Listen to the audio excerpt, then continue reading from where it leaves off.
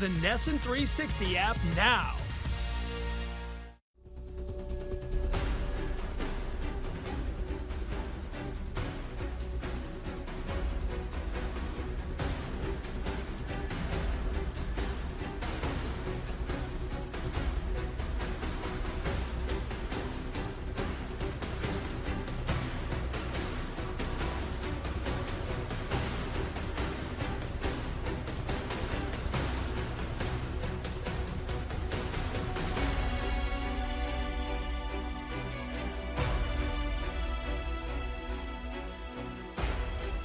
From the Saga Center in Lowell, it's Massachusetts Pirates football tonight. The Pirates look to rebound after an opening season loss as they take on the 1-0 Quad City Steamwheelers.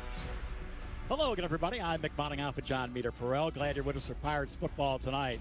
Pirates taking on the Steamwheelers, a perennial playoff power, a team that did not turn the ball over last week in a win against Green Bay. That was not the case for the Pirates last Friday night against Jacksonville. It was a long night at the yard for the Pirates, Mick, as they coughed it up 4 times. If you turn it over once in indoor football, it's problematic. 4 is a recipe for disaster, so you cannot give the team extra possessions. Well, the bright spot was Puka Williams, the running back for the Pirates last week with 3 touchdowns, but he's injured. Not going to play tonight, so enter Dominic Roberto. He's the next man up, and Roberto was prolific at Furman. He rushed for over 2,800 yards in his career there, but indoor football is a different ball game. The good news for him, he's rugged, a good goal line back at 5'11", 235, so he is going to be the man under the spotlight. Now, the Pirates have a tough assignment on defense tonight. They have to slow down Quad City quarterback Daquan Neal. He is a former All-IFL MVP.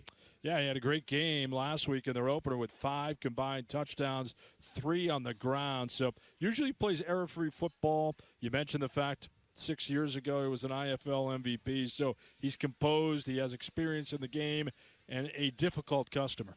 Defense gave up over 40 last week. They have to readjust, and the third member of our team, Alex Sims, is standing by with defensive back Matt Elam. Matt, obviously you've watched countless hours of film from last week's loss. What went wrong and what needs to be fixed moving forward? Everything. We just got to communicate better, have better energy. We got to start fast. That's one thing. Starting fast, I feel like we start fast, we hit people in the mouth, they're going to be afraid and give up in the third quarter. So we just got to start fast and communicate better. All right, good luck tonight. Thank you so much. Guys, back to you. Thank you, Alex. We'll see if the Pirates can rebound defensively tonight as they take on Quad City. We'll come back with more of our pregame festivities in just a moment.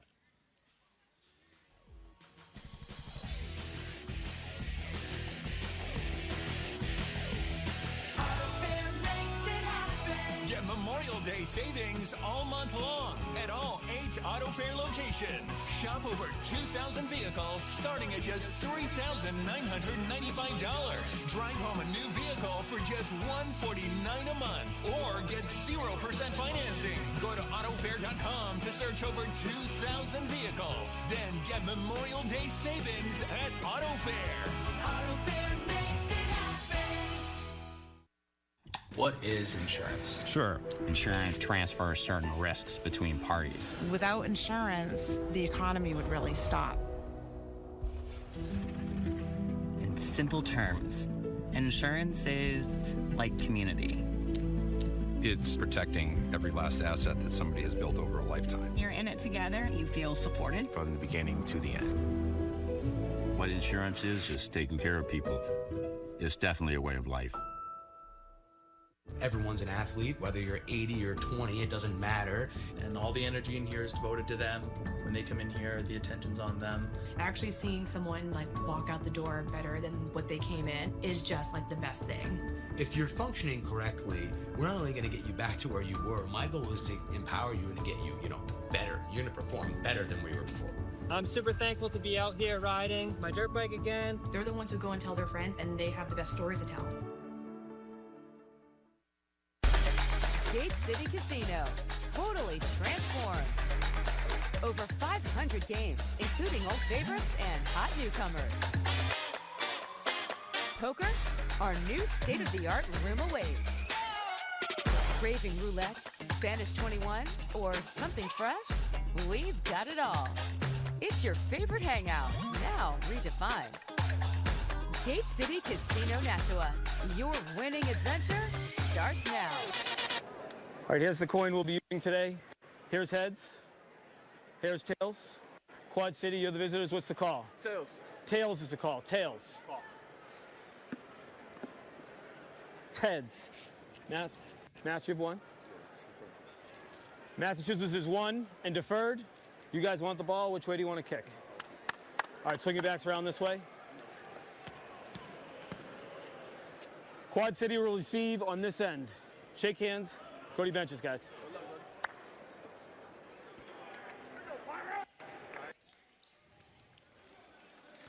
All right, so John Johnson, our referee, handling the toss of the coin tonight.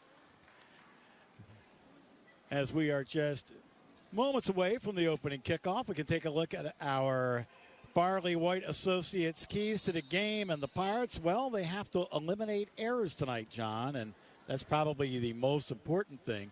They also didn't get off the field on 3rd and 4th down last week, and they have to stay ahead of the chains on offense. Yeah, they did some good things last week. It was just in stops and starts, and that's maybe indicative of the opening week jitters. We talked about that throughout the game last week.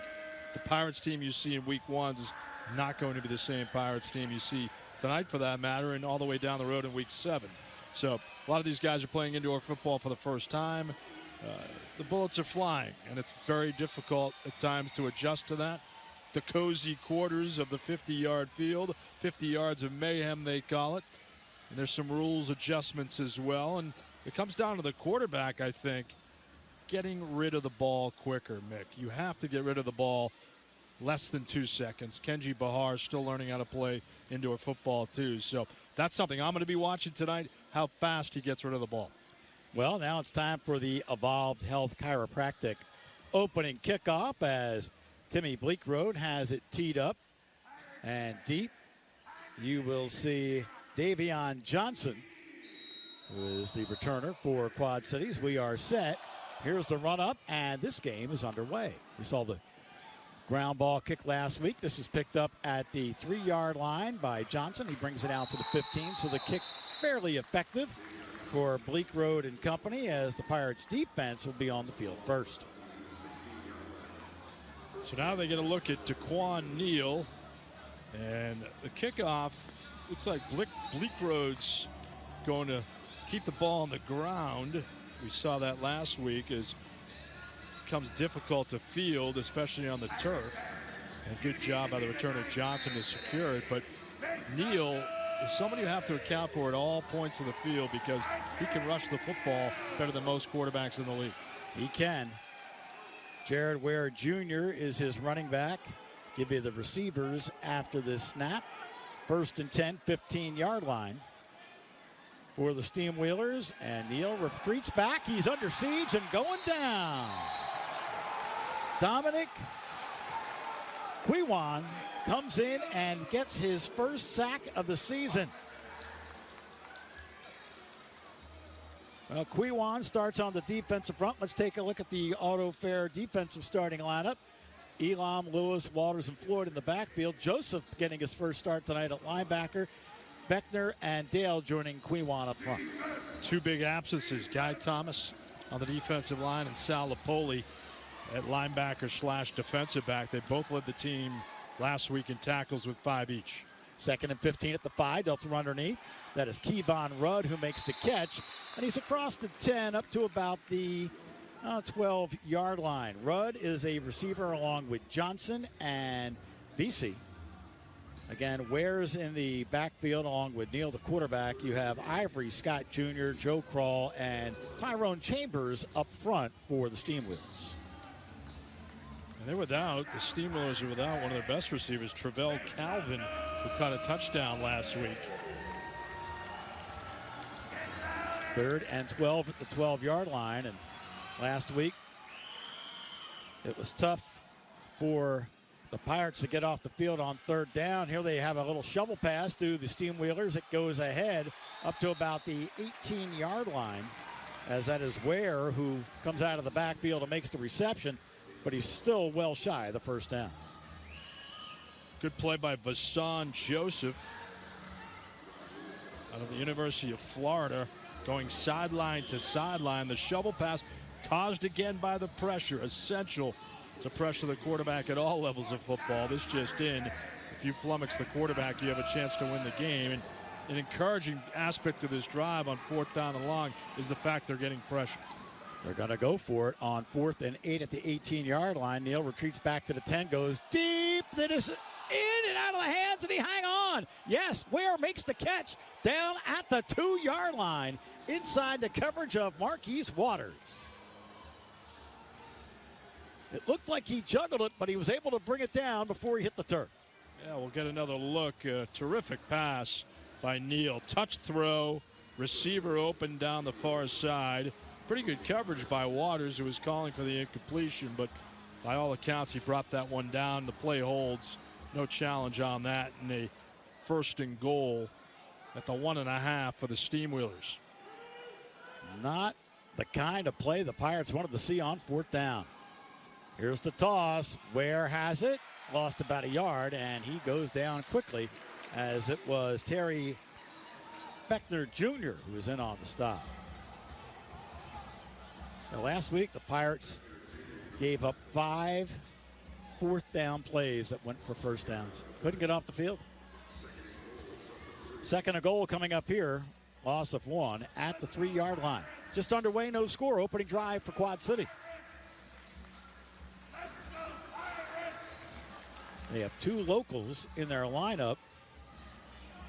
Kevon Rudds from Davenport, Iowa, and Vesey's from Rock Island, Illinois, right in the Quad Cities. They're both in motion. It is Ware who takes the toss. He has stood up, and the ball came loose. That's a fumble, and he fumbled out of the end zone. Pirates are going to get it. Wow, what a turnover. At the 2-yard line, Ware coughs up the football, and it goes basically for a touchback out of the end zone. A swarming defensive effort by the Pirates, as it is Massachusetts football. Defensive line, snap count was read by them. Toss sweep to Ware. Look at that, right through the gap. Pirates swarming the ball carrier Ware. Spin it. 2 blue shirts around the ball, punching the ball out. And it becomes even more of a box when you get in 1st and goal at the 2 or 1st and goal at the 1. It becomes tight quarters. We got a challenge coming up on the field, and I don't know if they're going to challenge. Maybe the runner was down, but that's about the only thing I could think of. Their head coach is Fred Ross. He has the headset on right there by the doorway, adjusting it. We apologize for the referee's mic not working, but there is a challenge by Corey Ross, who is the 4th all-time leading rusher in the University of Nebraska's history. Now, consider that statement. University of Nebraska, running back years running the football under Tom Osborne. Right. It's continued now under Matt Rule. I saw them in the Pinstripe Bowl against Boston College, and I was looking at their all-time rushing list. You talk about Lawrence Phillips, Mike Rozier, Tom Rathman is a fullback, Corey Ross, number 4 on that list. Yeah, their quarterback was a pretty good rusher, too. Turner Gill. Yeah, that's right. Running the wishbone for many years. What you used to run in your backyard. I don't know. Ball comes out, punched out. Hey, chance to tell you that as we look at the replay, whether you're dealing with a sports injury or looking to improve your overall health and wellness, Evolved Health Chiropractic and Sports Medicine's available 6 days a week, 2 convenient locations to serve you better. Visit them online, evolvedhealthchiropractic.com. Yep. Where Junior might need a little chiropractic adjustment. He might.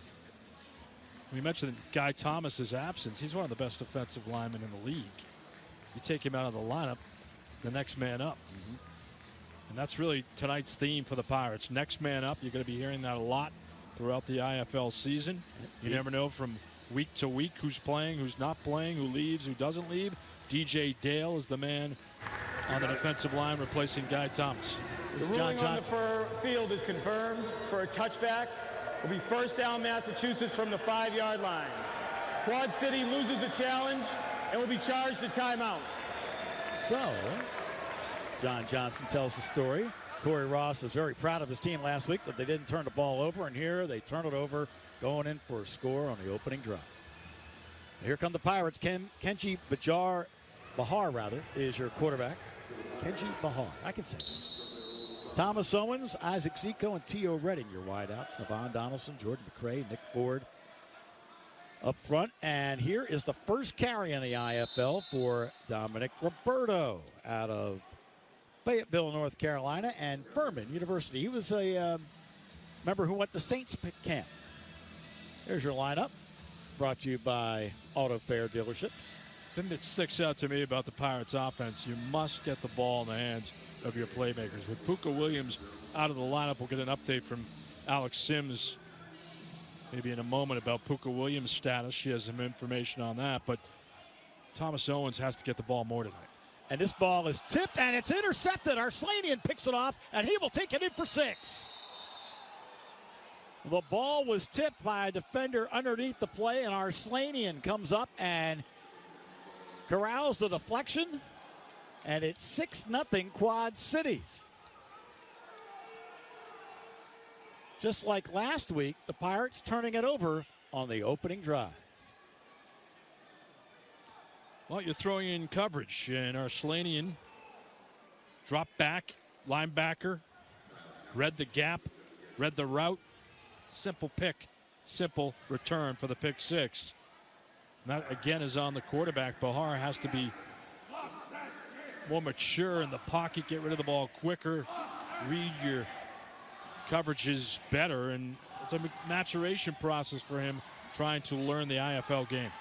Here's the kick on the way by Kaplan, and this was well wide to the left, no good. But with 8:59 on the clock, the Quad City Steamwheelers have a 6-0 lead as Bubba Arslanian comes up with an interception return for a touchdown.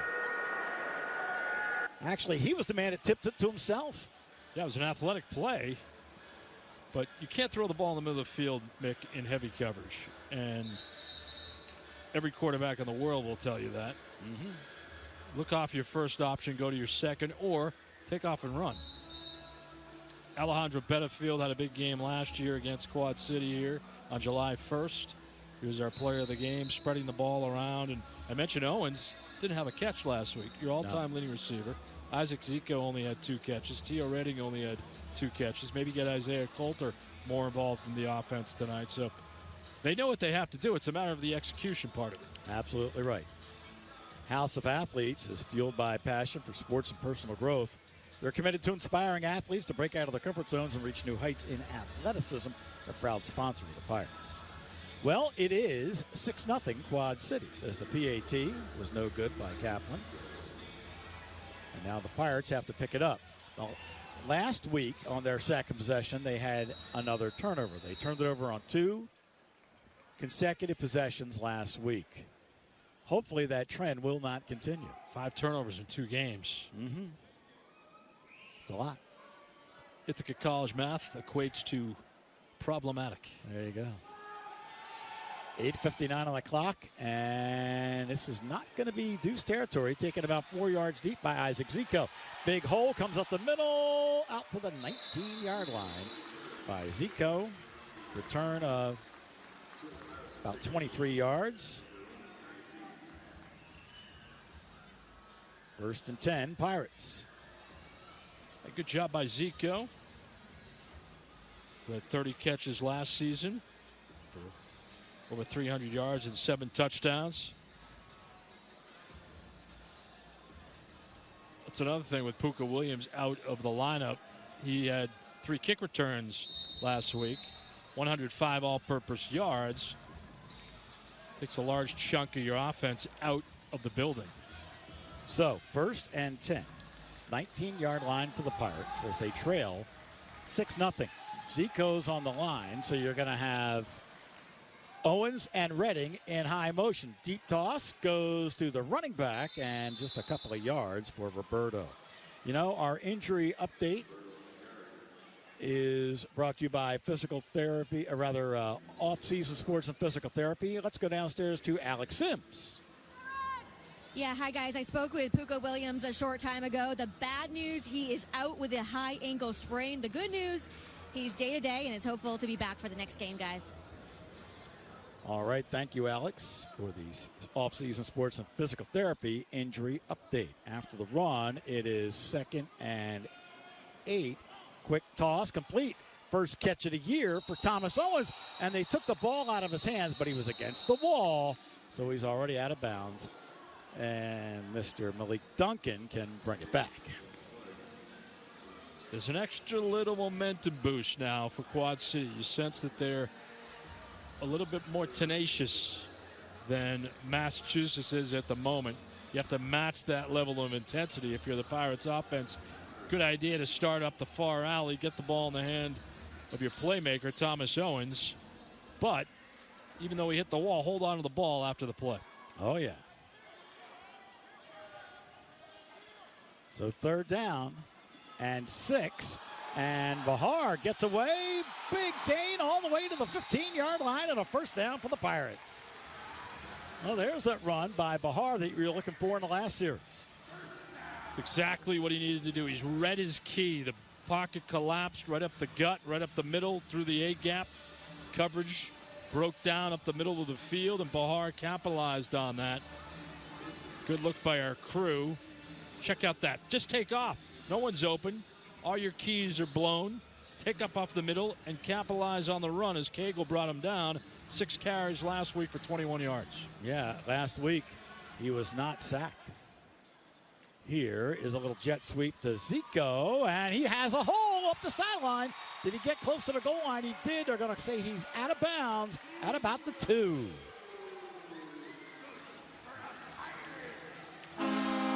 How about that?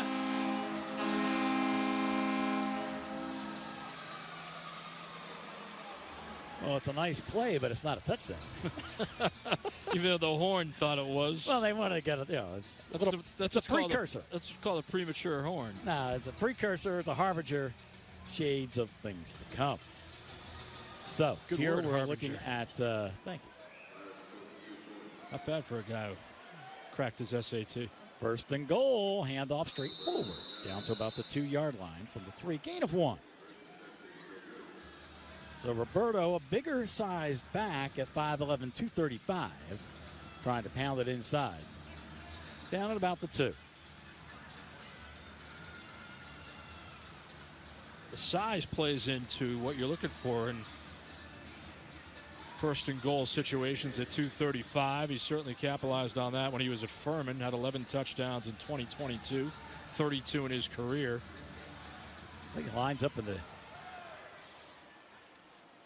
deep position right behind the quarterback. Stood up, going nowhere.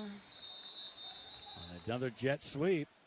This time the Steam Wheelers were all over it. Malik Duncan, linebacker from St. Francis, took on the blocker and shed it as Roberto tried to chip block him, and Duncan just shed him. Yep, that was Thomas Owens in the carry. And Owens was stood up, so that's fantastic defense by the Steam Wheelers, going sideline to sideline. Now a 3rd and 1. 3rd and 1. Going to push the quarterback and breaking the plane for the touchdown. 2nd rushing touchdown of the year for Kenji Bahar. And the Pirates have tied up the ball game.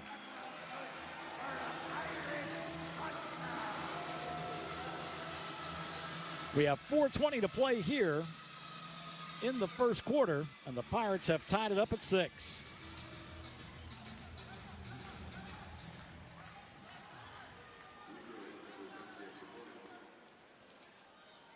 So on for the extra point is Bleak Road.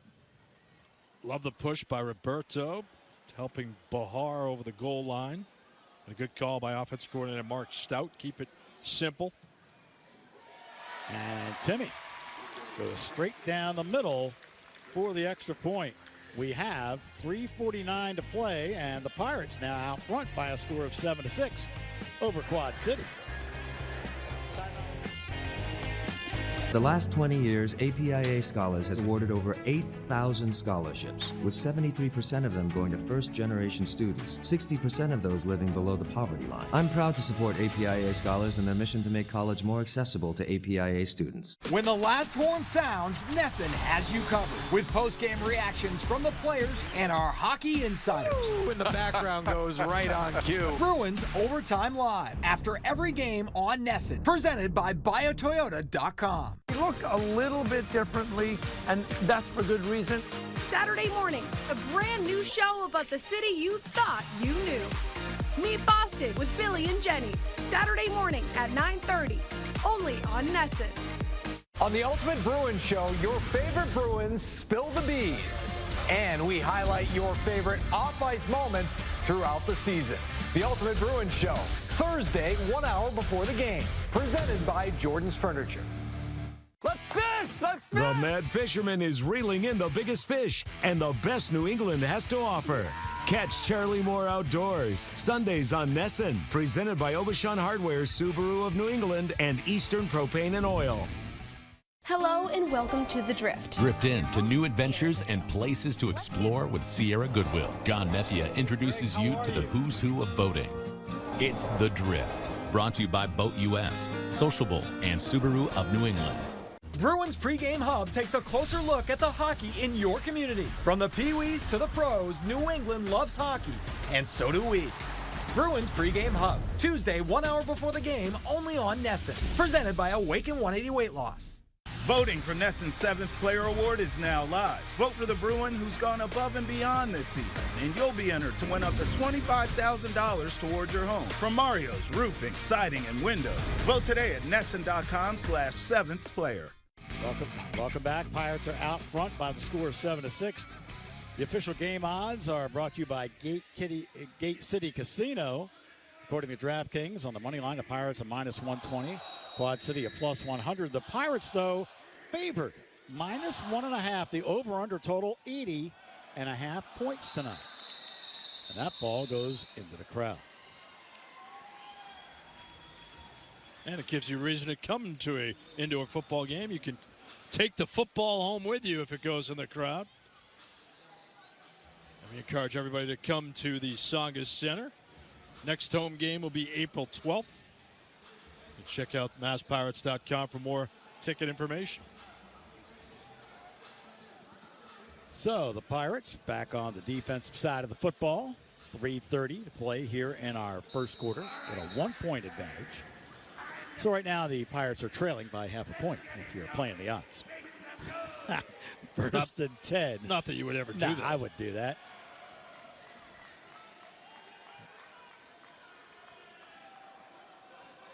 First and 10 at the 10-yard line. And here is Daquan Neal, who is upended and brought down quickly. Marcus Floyd brought him down from West Virginia, and a sleight of hand by Neal. That could have been a dicey play for the defender, Floyd, but he read his coverage. He read his gap. Check out that stutter step. Now, that's elusive, but then Floyd came in to stop what could have been a big game. Not a bad play, only a gain of 2. Call it 2nd and 8 at the 12-yard line. Ware, who had the big catch on that opening drive, sets up wide to the far side, and they'll flood all the receivers on that side, and we have a whistle. Timeout, Quad City. It's their second of the half. Quad City's going to call timeout. I think Alex Sims is standing by with Kenji Bahar. Alex? We're going to hold on that, I think, momentarily. We will hear from Alex Sims. But we can tell you the good news for the Pirates defense is it looks like now the Steamwheelers are off kilter. They are off schedule. And I think they are frustrated by the fact that the defense has been more complex by the Pirates, and that's a good adjustment by their coach and coordinator, Fred Griggs. DJ Dale has made his presence felt here in this first quarter as the Pirates are up by 1. Here we're looking at a 2nd and 8 at the 12-yard line. Two-step drop for Daquan Neal. Pockets breaking down. He's just going to air it out. And Ware is wide open for a touchdown. Talk about a blown coverage. Well, there it was. Ware had no one near him. Holding. Offense. Number 74. But it's coming back. Oh, after this to the goal. Hold Second against down. the Steamwheelers. And there's a reason why the receiver was wide open. Defense stopped in its tracks. That's inexplicable. That just can't happen. But there's always a cause and an effect. Everybody stopped after the holding call on their offensive line. But you were being kind. He was holding is not really a reviewable call. No. So, you got to play through. Correct. Keep playing through the whistle. I would. He could have run all the way to Manchester, New Hampshire. That's right. So, holding was the call. It turns into a 2nd down and 13 with the football back at about the 4-yard line, and the quarterback is not going to get away as the Pirates swarm again. That time it looks like Jabonski Green. Let's go downstairs to Alex. Alex, who you have for us? Yeah, hi guys. Kenji, what did you see out there? Our line's blocking great, and they're leaving wide open holes up the middle. They're dropping everybody. So anytime they're our receivers, cover sack or whatever. So we're just taking what they give me and just stepping up and just, getting as much yards as possible. Better start this game, I would say. Yeah, besides the first little mishap we had, hopefully we can start, picking it up and scoring some more points. All right, guys. Back to you. All right, thank you, Alex. 3rd and 11 ball at the 7-yard line, and dropping back in his own end zone is Neal. That ball's up and over, and so is Jordan Vesey, as he is out of bounds, trying to make a circus catch. Lewis was defending on the play. Sticky coverage by Donnie Lewis. Had a good game last week. Defensive back from Tulane by way of Baton Rouge, Louisiana, and look out. Clock operator got a fistful of jersey from the Quad City receiver. What a shot by our crew. Got to be careful. They're all around you. You and I might get somebody up here. I think we're going to get a field goal attempt from Kyle Kaplan. Kaplan attempted 47 field goals last year. He made 27. Put this down at the goal line. So this will be a 58-yard attempt, and I think we're going to get a timeout.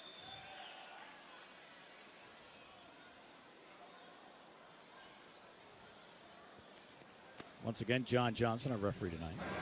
Timeout, Quad City. It's their 3rd and final of the half. That's dicey. You don't want to burn 3 timeouts in the first quarter. Nope, but they did. Please reset the game clock. 1:07 to go here in the third, or rather, third timeout. In the first, it is 7-6. The Pirates lead Quad Cities. Chance to tell you that you can live better with expert orthopedic care. Visit Orthopedic Surgical Associates with locations in Lowell, North Chelmsford, and Westford, Mass. Check them out online at orthsurge.com.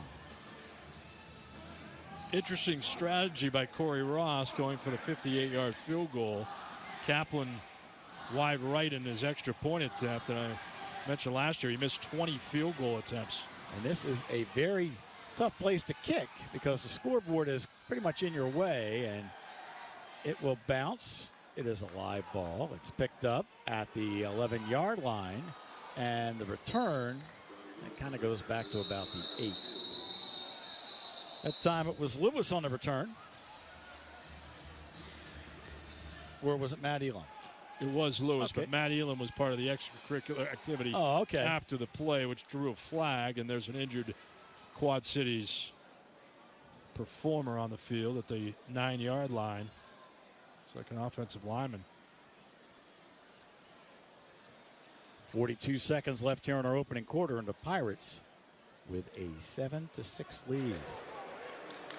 Bubba Arslanian, after the a play, 14-yard interception personal return foul, for a touchdown. face mask, Quad City, number 71. 15 yards from the end of the kick. It'll be first down, Massachusetts. Ivory Scott, the guilty party, with a face mask penalty. Ragged first half or first quarter for Quad City as Duncan leaves the field. Unfortunately for them, Malik Duncan, defensive back, one of their better defensive backs. It's like he might be tested to come back based on the fact he's limping off the field. But good news for the Pirates is they have the ball 2 yards shy of midfield with a 1-point lead, and they look more cohesive in this quarter than they did in any quarter last week. Yes, I agree. Yeah, Corey Ross told me that Malik Duncan is one of the players that is really tough to block. He would be sorely missed if he couldn't continue. 1st and 10, Pirates after the penalty. Football's at the 23-yard line, and that helps out. Zico on the near side. Owens and Redding go in motion, and they are looking for Redding, but overthrown, incomplete. He did beat Chuck Wieneke on the play. You got to make that throw. Receiver's 4 yards in front of your defensive back, Chuck Wieneke. Redding ran a terrific route. That's the throw you need to make an indoor football. Yeah. Those routes are 8 times out of 10 going to be open. And this will be the last play of the quarter if they get it off, and they will not. We have played the opening quarter here in Lowell tonight, and your Massachusetts Pirates with a 1.76 lead over Quad Cities. We'll take a timeout and come back to the Saga Center in a moment.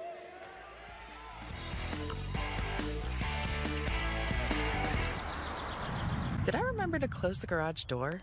I think I did. I should not have had that 5th slice of pizza. How do I throw away a trash can? Do I just stick it inside another trash can? There's no way that's gonna work. It's totally closed, right? You closed the door. Or did you? Just a friendly reminder, when you stop at Gulf, one thing you'll never have to think about is the fuel you're putting in your tank. Gulf, it all starts here.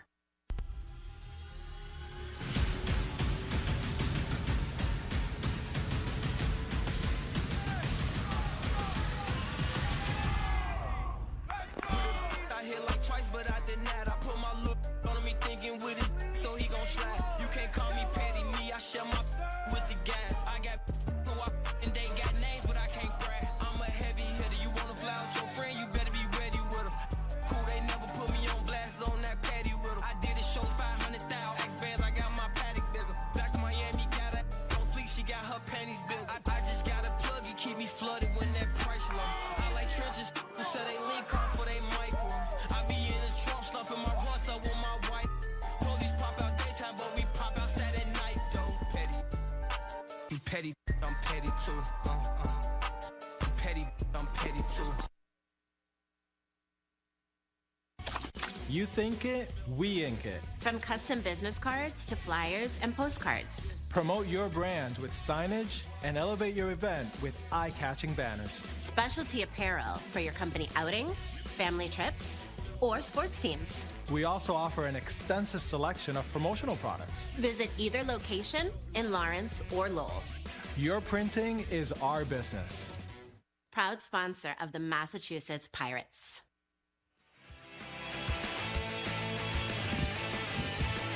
So welcome back to the Saga Center. Vic Boninghoff, John Medapro, Alex Sims. Glad you're with us here at the Pirates' second game of the year.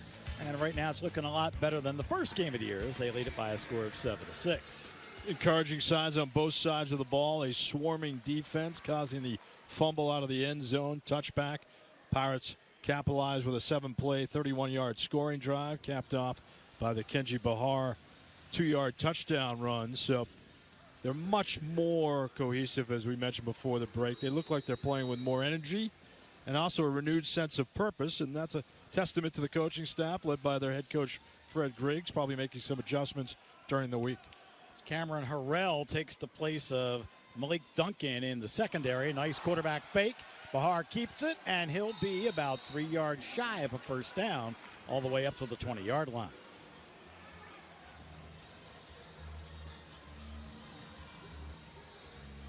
Well, we've seen a little more purposeful running out of Kenji Bahar tonight. Yeah, and if you're a quarterback in the IFL, you're probably going to run the ball 8 to 10 to 12 times a game. And that's what Daquan Neal of Quad City did last week, made them effective in their 2-point win over Green Bay on opening night. He had 3 rushing touchdowns. Use it to your advantage. 3rd and 2. One-step drop. Bahar guns to Zico, has the first down at the 10-yard line. So Isaac Zico making the reception inside the coverage of C.J. Parrish. A confident, composed throw. He ripped it, and that's what you need to do. Stare down the barrel of the gun, as Tom Brady says, and fire the ball to the left of the right alley. Zico ran the 7-yard dig route, came up towards the near side of the field. Redding will be in high motion, as is Owens, and you could tell that play was going to be a false start from the word go. False start. Offense, number 55. As they walk 5-yard the Pirates penalty. back, we can First tell down. you that the official practice facility, the Massachusetts Pirates, is homegrown indoor sports in North Andover. They serve eastern Massachusetts and southern New Hampshire. Visit their website at hgrlacrosse.com. Model lacrosse at homegrown. What keeps offensive coaches up at night? False start False penalties. starts, just general mistakes. False start penalties. You talk to any offensive coordinator, they'll tell you they should never happen. But they do. 1st and 15. And Bahar to Owens. Complete at the 20 to the 15. Has the first down at the 10-yard line. Oh, no, not the first down. I'm looking at the stick. He gets back to the original line of scrimmage. My mistake.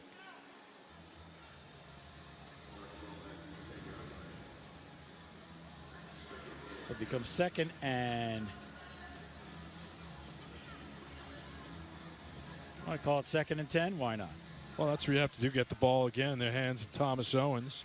Between Owens and Zico and Redding, you have 3 of the best receivers in the IFL.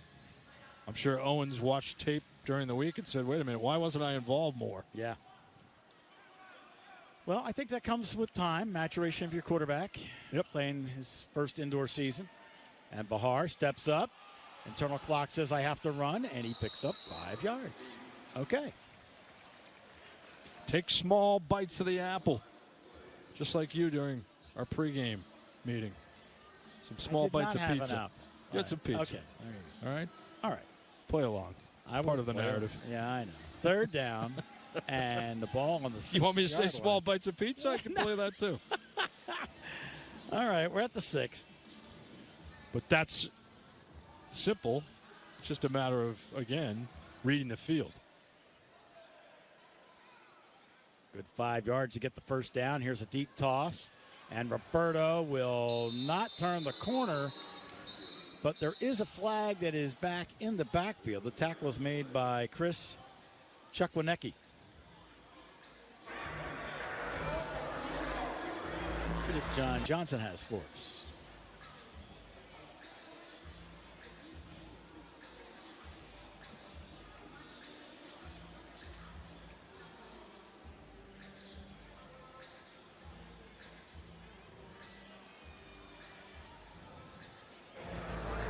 Holding. Offense, number 55. Penalty is declined. It'll be 4th down. All right, so holding called on Nick Ford is declined. Timeout for Mark Timeout, Stout. Massachusetts. And It's their the first of Pirates the half. offense. So 2 penalties on your offensive line in this drive as you march into Steamwheelers territory. Roberto hesitating as he got towards the near sideline, but that's rough neighborhood for a running back as the walls, no pun intended, close in on you, and now you're faced with a sequence that can win or lose games to you. Well, we see Chima Dunga come in on the defensive front as Quadir Shepard walked off. I think he got dinged up a little bit. So see if the Pirates try to exploit the left side of the Quad City line by running right. Well, you're going to see the kicker, Bleak Road. Okay.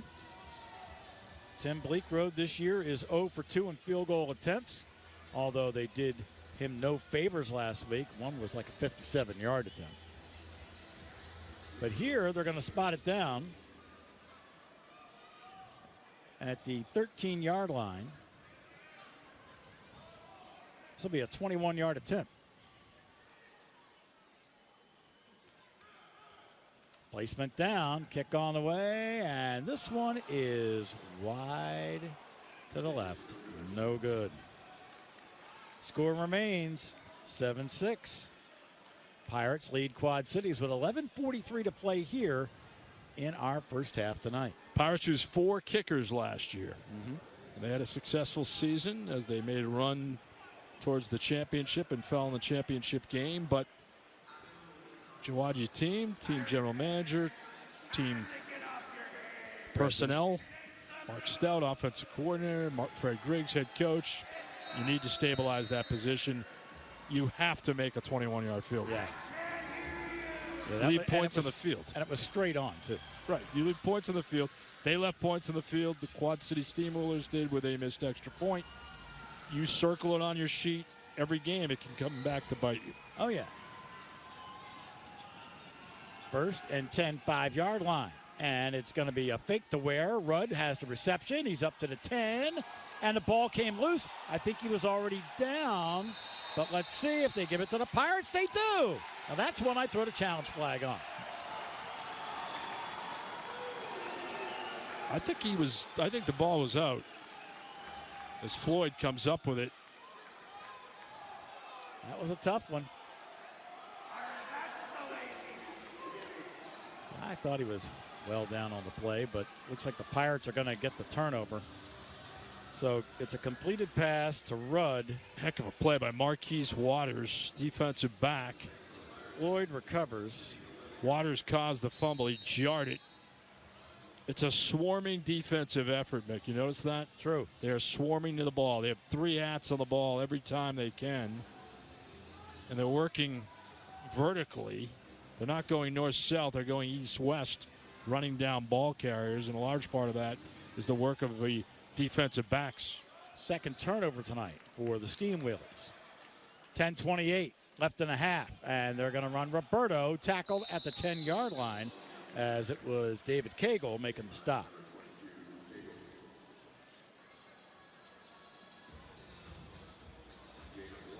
That's a pro tackle by David Cagle. Gain of 1 for Roberto. Good form by Cagle to bring the rugged Roberto down. But another situation, it's magnified. You're inside the 15-yard line. Don't leave points on the field. Yeah. Owens comes wide to the near side. And toss fake. Bahar scrambling. He's going to try to get away. Now throws the ball away wisely. Incomplete. You had Cagle coming after the quarterback after the play broke down, and Bahar had to unload it. Yeah, the offensive line's had some breakdowns in this quarter for the Pirates, much to the chagrin of Bahar.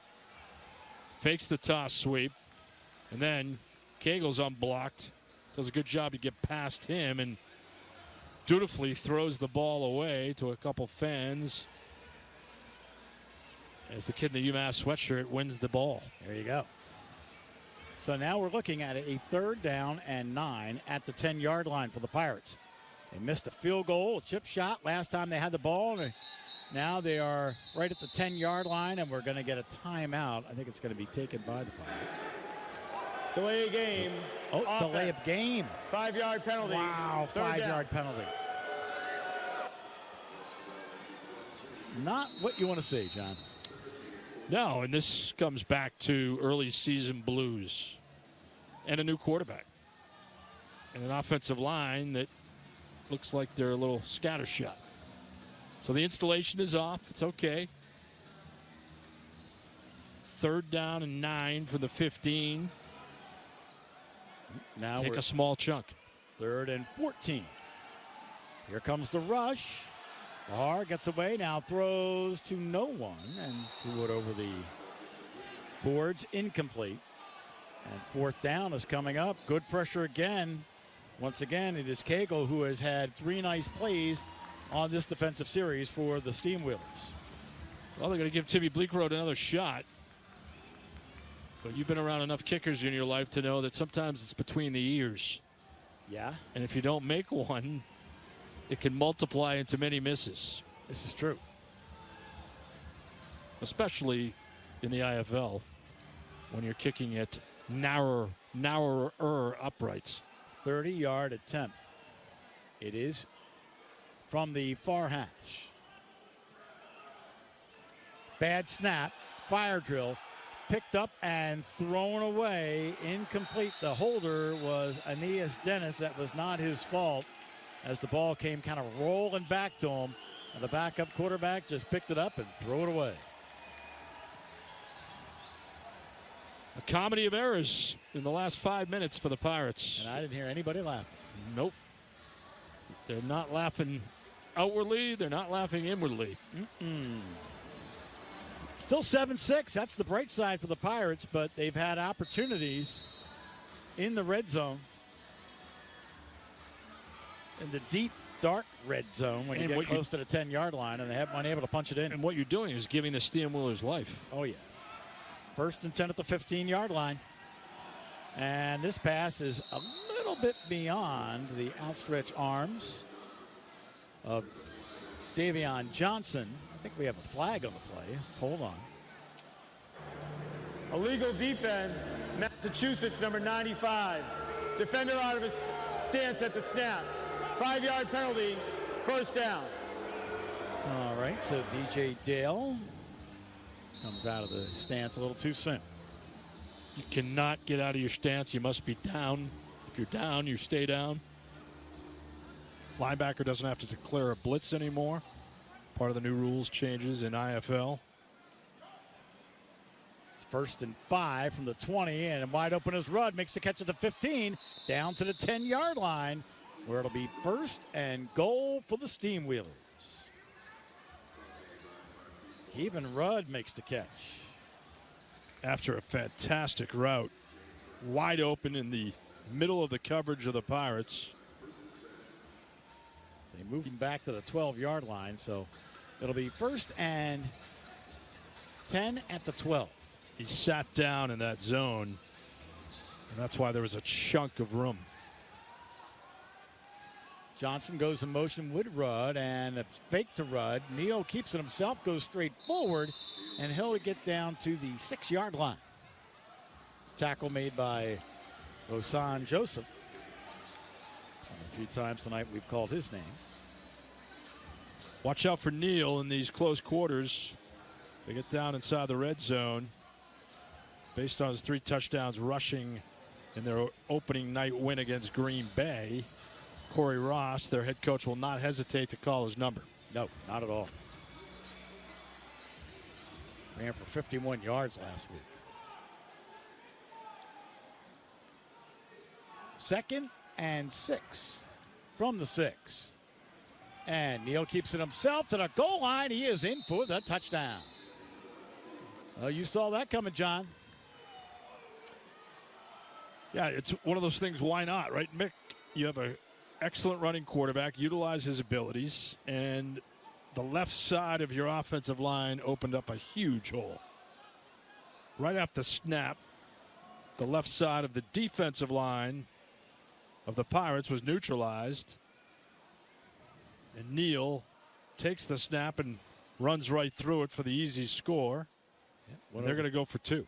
2 Pirates get that missed extra point back. Vesey comes wide to the near side. And Neal starts to run now, throws to a wide open Ware, who makes the catch for the 2-point conversion. And Quad Cities adds 2 more. They now lead it by a score of 14-7 over the Pirates. With 4:43 to play here in our first half, we'll take a timeout and come back to the Saga Center. The Pirates are down 13-7 in just a moment.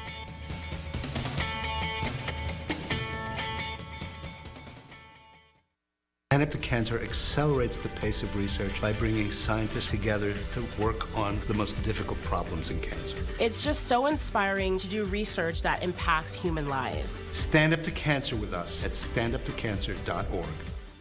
Every Bruin in just 30 minutes. It's Nesson's player-by-player pregame breakdown of who's hitting the ice. Don't miss the next Bruins Breakaway Live on Nesson, presented by Granite City Electric. The best players from around the world descend on a new era of the PWHL. In the driver's seat, closing in on history. Charge, Fleet, tomorrow at 2 on Nesson and Nesson 360. Presented by Bauer. Don't miss the next episode of 310 to Left, the podcast with an inside edge from people who cover the game and inside perspective from those who played it. 310 to Left on Nesson Nation, presented by Ford, the official truck of the Boston Red Sox. Still amped from the game and want more? More access.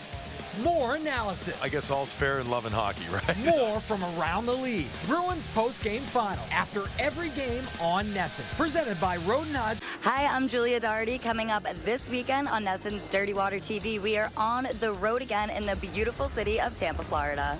I'll be taking you front and center to this year's annual Gasparilla Pirate Fest. I'll take you to St. Pete's for some fun at the Sky Beach Hotel and Marina, and I'll introduce you to the cutting-edge approach to preventative healthcare. That's all coming up this weekend on Nesson's Dirty Water TV. Tune in Saturday and Sunday nights at 11:30 because the party never ends on Dirty. Don't miss the next episode of 310 to Left, the podcast with an inside edge from people who cover the game and inside perspective from those who played it. 310 to Left on YouTube and wherever you get your podcasts. Presented by Ford, the official truck of the Boston Red Sox. Is 14-7. Don't trust the scoreboard all the time. I had it right the first time. It's all right. You were close. Well, I was. But still, it's 14-7. Pirates are trailing the Quad City Steamwheelers here at the Tsonga Center with 4:43 to play. You take a look at Isaac Zico. He's had one nice return tonight of about 23 yards. It's an important possession coming up for the Pirates. I would say. Regain some confidence and momentum that you had in the first quarter. It was only 7-6.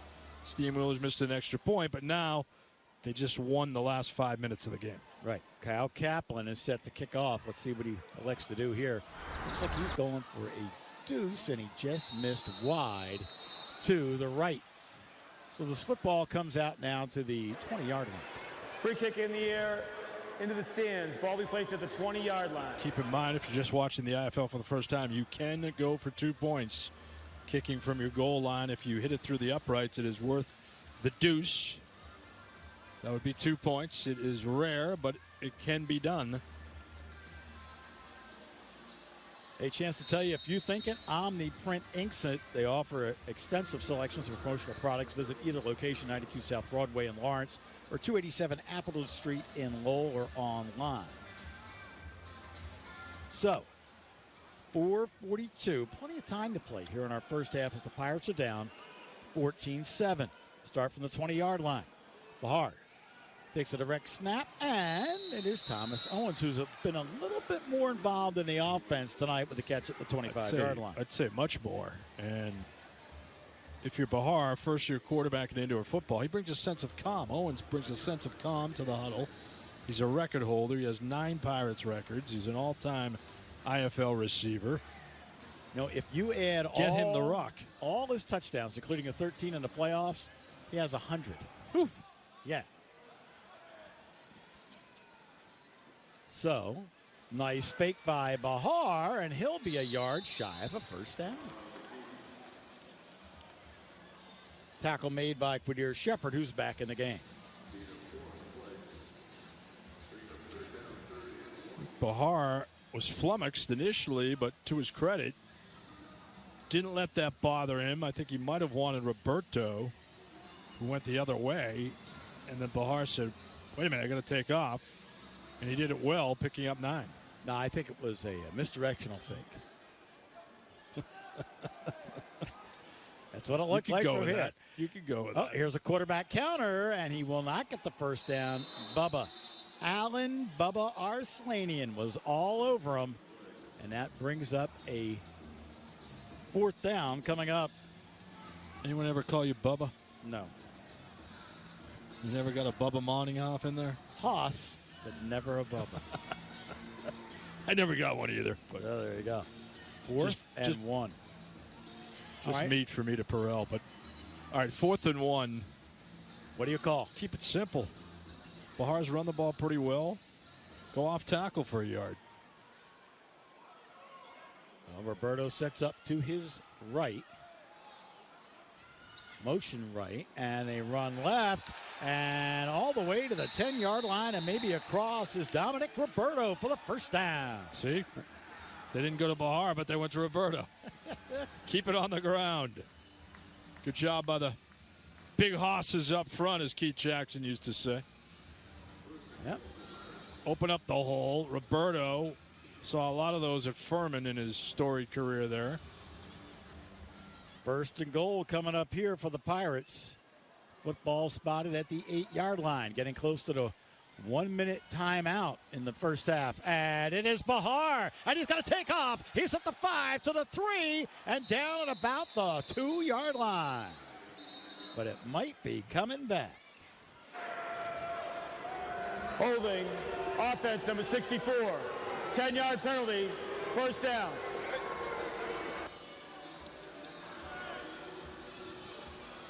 Whenever the flag's thrown in the vicinity of the line of scrimmage, you know what it equals. That would be a holding penalty. So the rough quarter continues for the Pirates offensive line. It happens. And now they're pushed back to the 18-yard line with 80 seconds left in the half. So push him back. It'll be first and goal at the 18. And Lowell Sun offers ad-free subscriptions. That's right, all your local sports and information without the pop-up ads. Visit lowellsun.com today. First and 18.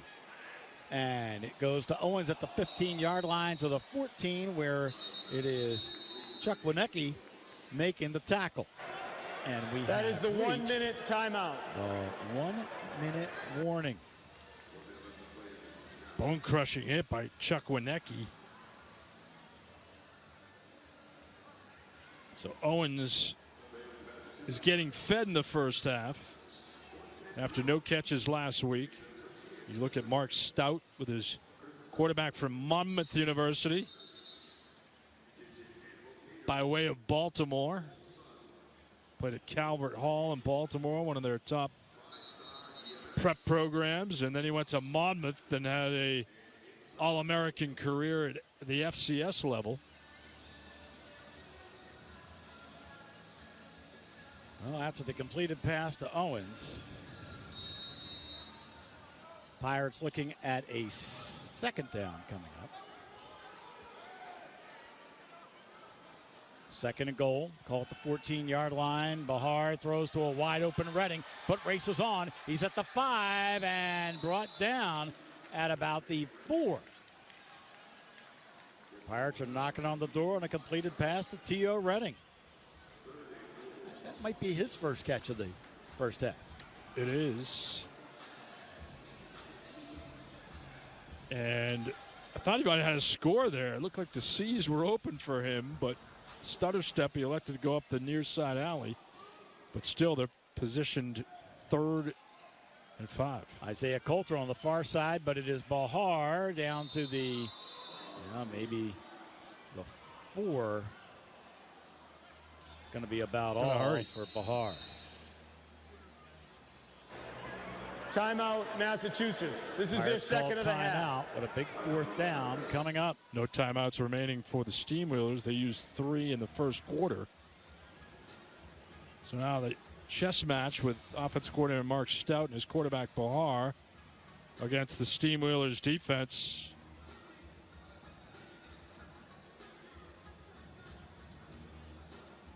Well, Pirates got a lot to talk about. This could be the Roberto show. Give him his first chance at his first touchdown. Running back, replacing Puka Williams, who's out with the ankle injury. Well, we can tell you quickly that off-season sports and physical therapy in North Andover gets athletes back to the activities they love. They're the official physical therapy provider of the Pirates.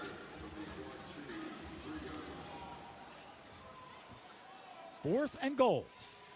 Football at the 3-yard line. Can the Pirates punch it in? Bahar throws to the end zone. That's caught for the touchdown. T.O. Redding pulls it in with a circus catch in the back of the end zone of the Pirates. Are a point away from tying up the ball game with 7 seconds left here in the first half.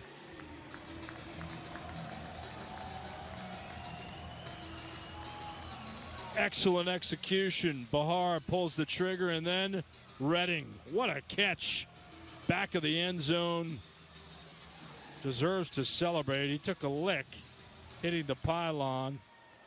And fantastic contribution from Redding just to hold on to the ball. Here is a whistle before the kick. It would have been good. It will not count. False start on the offense. False start. Offense, number 97. It's not making it 5-yard penalty.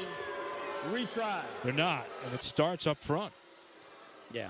A couple false start penalties are hindering the cause. And again, that's inexplicable. It's a concentration issue. So after the false start, here comes the PAT. It'll be from the 15. So it basically is a 23-yard extra point. Snap down, hold is good, kick on the way, and the kick is no good. So the Pirates miss again, and the scoreboard reads 14-13, Quad City with 7 seconds left here in our first half tonight. You know, it's like a golfer who tries to finesse a shot. I'm no kicking expert, and I know you're not either, but watch Bleekrode and his approach to the ball. And I did in warm-ups, and it looked like he was taking a lot off, trying to get a little more control. And he made the first one, missed the second. It's a hesitation before he approaches with his right foot. And when he does approach, it's a stutter step, and that sails the ball to the left. Well, that's what we've seen. So we're just analyzing with our eyes. It looks much easier than it is because you can talk to any kicker in this league, and they'll tell you it's not easy to kick in indoor football. And when the misses pile up, it becomes the mental aspect of the game that hinders you. So you leave points in the field. You're down by 1. They did follow the formula of capitalizing on a drive there, an important sequence.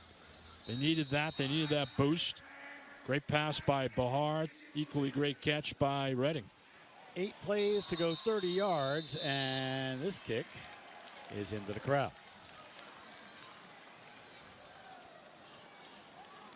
Well, now if you're the Pirates, you don't want to give up any points here in these final 7 seconds. If I had to say which team played a better half, I'd say the Pirates played a better half because Quad City did score on an opening Pirate drive that turned into a pick six. So the Pirates kind of gave them 6 as they now trail by 1, 14-13. But the Pirates have self-destructed as well. They could have had a lot more points in this first half.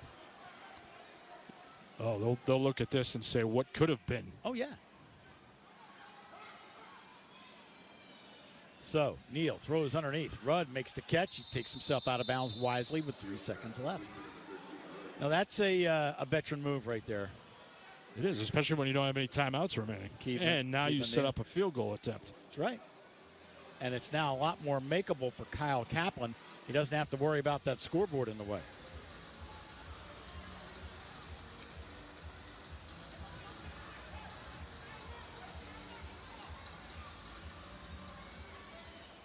So they'll spot it at the 20. 38-yard attempt by Kaplan. Placement down. Kick on the way, and this one is straight and true.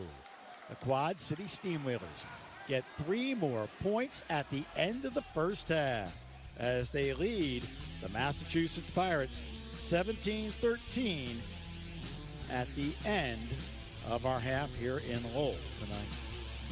So one of those, what could have been.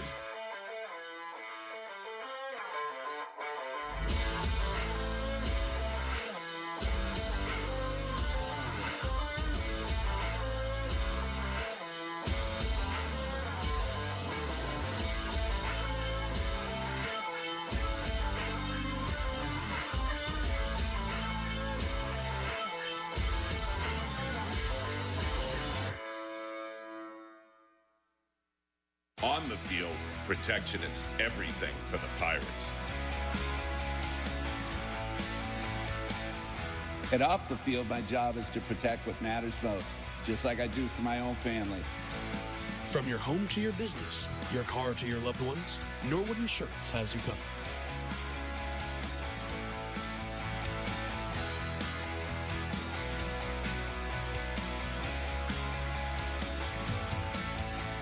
"2025 marks the third year of the IFL's community-driven initiative with our partners at Build Your Base. It's called Game Time. Our mission is to empower our youth with essential nutritional knowledge.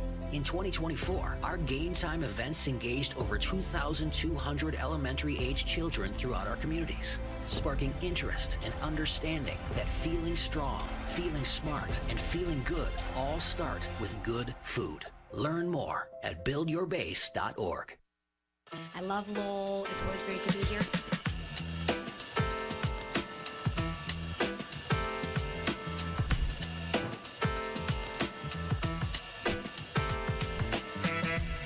Whoever has the knowledge also has the power.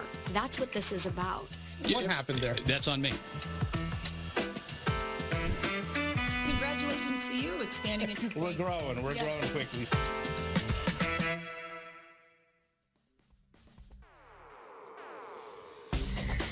We are back here at the Saga Center at halftime. Mick Moningoff and John Mita-Perrell. The golf halftime report, as right now it is 17-13. The Pirates trailing the Quad City Steamwheelers. You know, we talked about it just momentarily before our half ran out. What could have been for the Pirates in this first half. They gave up 6 points on the opening offensive possession with a pick six by Arslanian for a touchdown for the Steamwheelers. And after that, the Pirates had opportunities, and they scored a little, but they could have scored more. Yeah, the first quarter was their best quarter of the season. I know it's a limited sample, but you have to build on that. You have the lead. They missed the extra point, so you're up 7-6. And then the second quarter was a different team. They collapsed. And you have to give the Steamwheelers credit, especially at the end of the half. You brought up the point. The receiver deadens it, hits the out of bounds, so it gives them 3 seconds to attempt a field goal, and Kaplan converts the field goal, the 38-yarder. So it's the little things. It's the missed extra points. It's the missed field goals. It's the offensive line with their false starts. Quarterback played better. Bahar played better.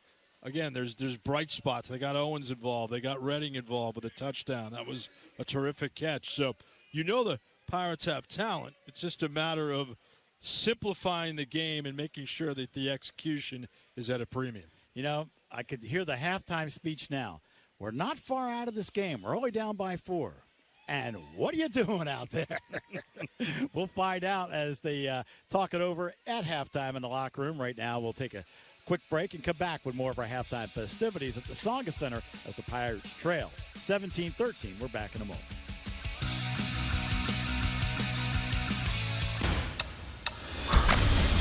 The story continues in the place we all love. Home for everything Boston. Download the NESN 360 app and log in with your TV provider for free access. Since I founded it in 1992, the Elton John AIDS Foundation has fought to get healthcare to vulnerable people who have been left behind because of stigma and discrimination. Learn about how you can help at eltonjohnaidesfoundation.org and follow us at EJAF on Instagram. The puck drops here. Before the Bees hit the ice, NESN hits the air. Get an inside look from our hockey experts before every puck drop. Bruins face off live before every game on NESN. Presented by EchoStore Technology. 30 minutes before every game, it's go time. NESN is live with exclusive insider access. I came prepared. From the field to the studio. Very important to get off on that right foot. Red Sox Game Day Live. Only on NESN and NESN 360. Presented by Plymouth Rock Assurance. Friday night, under the lights. Every Friday home game, Red Sox coverage starts early with an exclusive interview with manager Alex Cora. Friday night Fenway, only on NESN. Fueled by the Friendly Toast. It's a fact. Millions of Americans are currently faced with the rising cost of home repair bills. If this is you or someone you know, we have important information that could save you thousands. Affordable home warranty coverage is available that provides protection that costs less and is customized to fit your needs. Call Home Warranty Helpline on your screen for a free quote. There's no credit check, and everyone is guaranteed approval. The call and consultation are free. Don't wait. Please call 800-972-7672. After the game, get immediate post-game reaction from Hall of Famers. I have a bat in my hand. World champions. Paid attention at all. And Red Sox legends. When I talk smack to Jim, I got the credentials to back it up. WB Mason Extra Innings Live after every game on NESN. You wake up this morning, you're like, let's go to the ballpark. Turn up the energy with Red Sox First Pitch. The city's buzzing right now. Pre-game with NESN's Hall of Fame We're team. going to have a blast, TC. 1 hour before the game on NESN and NESN 360. Presented by Rodenheiser Home Services. We look a little bit differently, and that's for good reason. Saturday mornings, a brand new show about the city you thought you knew. Meet Boston with Billy and Jenny. Saturday mornings at 9:30. Only on NESN. Halftime, the Pirates trailing Quad City 17-13. And earlier tonight, Alex Sims had a chance to meet one of the local Pirates, Sal Lipoli Jr., as he is playing in his first season here in the IFL.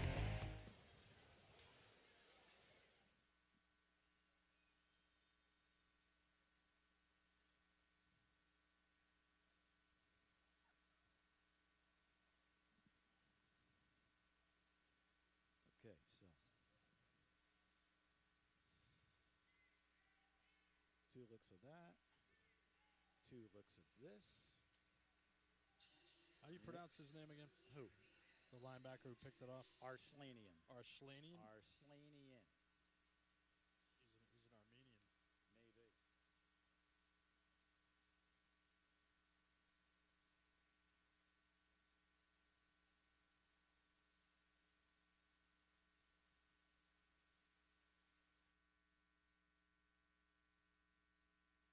Quick timeout and come back with more of Tsonga Center in just a moment.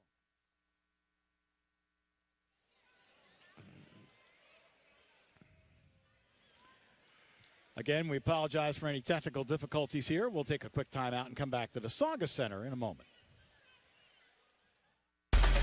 Gate City Casino, totally transformed. Over 500 games, including old favorites and hot newcomers. Poker, our new state-of-the-art room awaits. Craving roulette, Spanish 21, or something fresh? We've got it all. It's your favorite hangout, now redefined. Gate City Casino Nashua. Your winning adventure starts now. Did I remember to close the garage door? I think I did. I should not have had that 5th slice of pizza. How do I throw away a trash can? Do I just stick it inside another trash can? There's no way that's gonna work. It's totally closed, right? You closed the door. Or did you? Just a friendly reminder, when you stop at Gulf, one thing you'll never have to think about is the fuel you're putting in your tank. Gulf, it all starts here.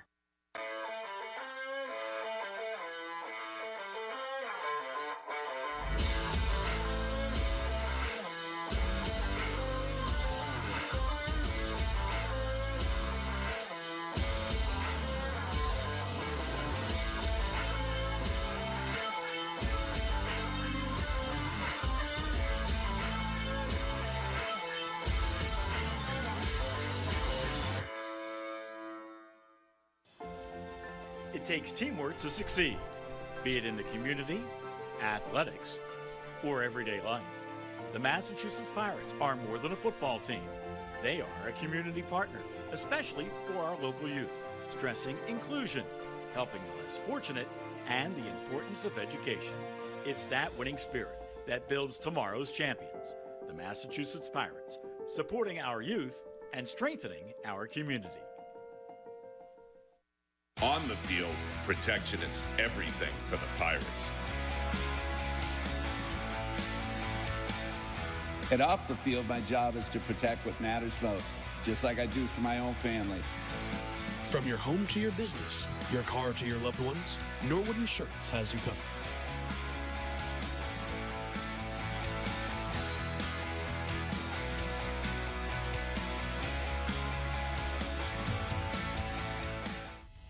Welcome back to the Tsonga Center at halftime. 17-13, Quad Cities leads the Massachusetts Pirates. Nick Moningoff and John Mita-Perrell in that first half. John, the Pirates started just like they did last week. They turned it over on their first possession and gave up a touchdown. Yeah, they did, and that's one thing that was our keys to the game. Hold on to the ball. They had 4 turnovers last week. They looked crisper, though, with their execution in the first quarter, and things carried over after this Bahar interception. Shalanian, the linebacker, brought it back for the touchdown. And that's just throwing the ball in the middle of the field. That's something Bahar is going to learn. This is only his second game playing indoor football, so it's always dicey to throw the ball in coverage. But then he got the tush push from his back, Roberto. Bahar, the 2-yard plunge, capping off a 7-play, 31-yard drive. And it was 7-6 after the extra point was good by Bleak Road. And then a turnover. A swarming defense. You and I remarked upon the fact that they swarmed the ball, but then the Steamwheelers came back thanks to their quarterback, Neal, who had 3 rushing touchdowns last week, 1 tonight. And Neal had a quiet first half. He managed the game. He wasn't explosive necessarily despite that run. He just did what the defense gave him and capitalized on that. At the end of the half, there's the play you're looking for, right down the middle of the field. Redding with one of the better catches we've seen this year in coverage, and then dancing the night away like you back in the day. I still do that. But you know what? The Pirates did give up a field goal right at the end of the half, and that's why they trailed 17-13. Now, we talked about the odds in this game where the Pirates were a 1.5-point favorite, and they've had chances to get there, but they missed a field goal, got in the red zone, and then got pushed back, missed another field goal. So right now the Pirates kind of on the trailing end of that as well if you're playing the odds. And the over-under total of 80.5, I don't think we're going to see that. I think if tonight. you took the under, you're in good stead right now. I think you are. Tell you what, we'll see how the second half plays out at the Tsonga Center. Pirates trail 17-13. We'll take a timeout and come back in just a moment.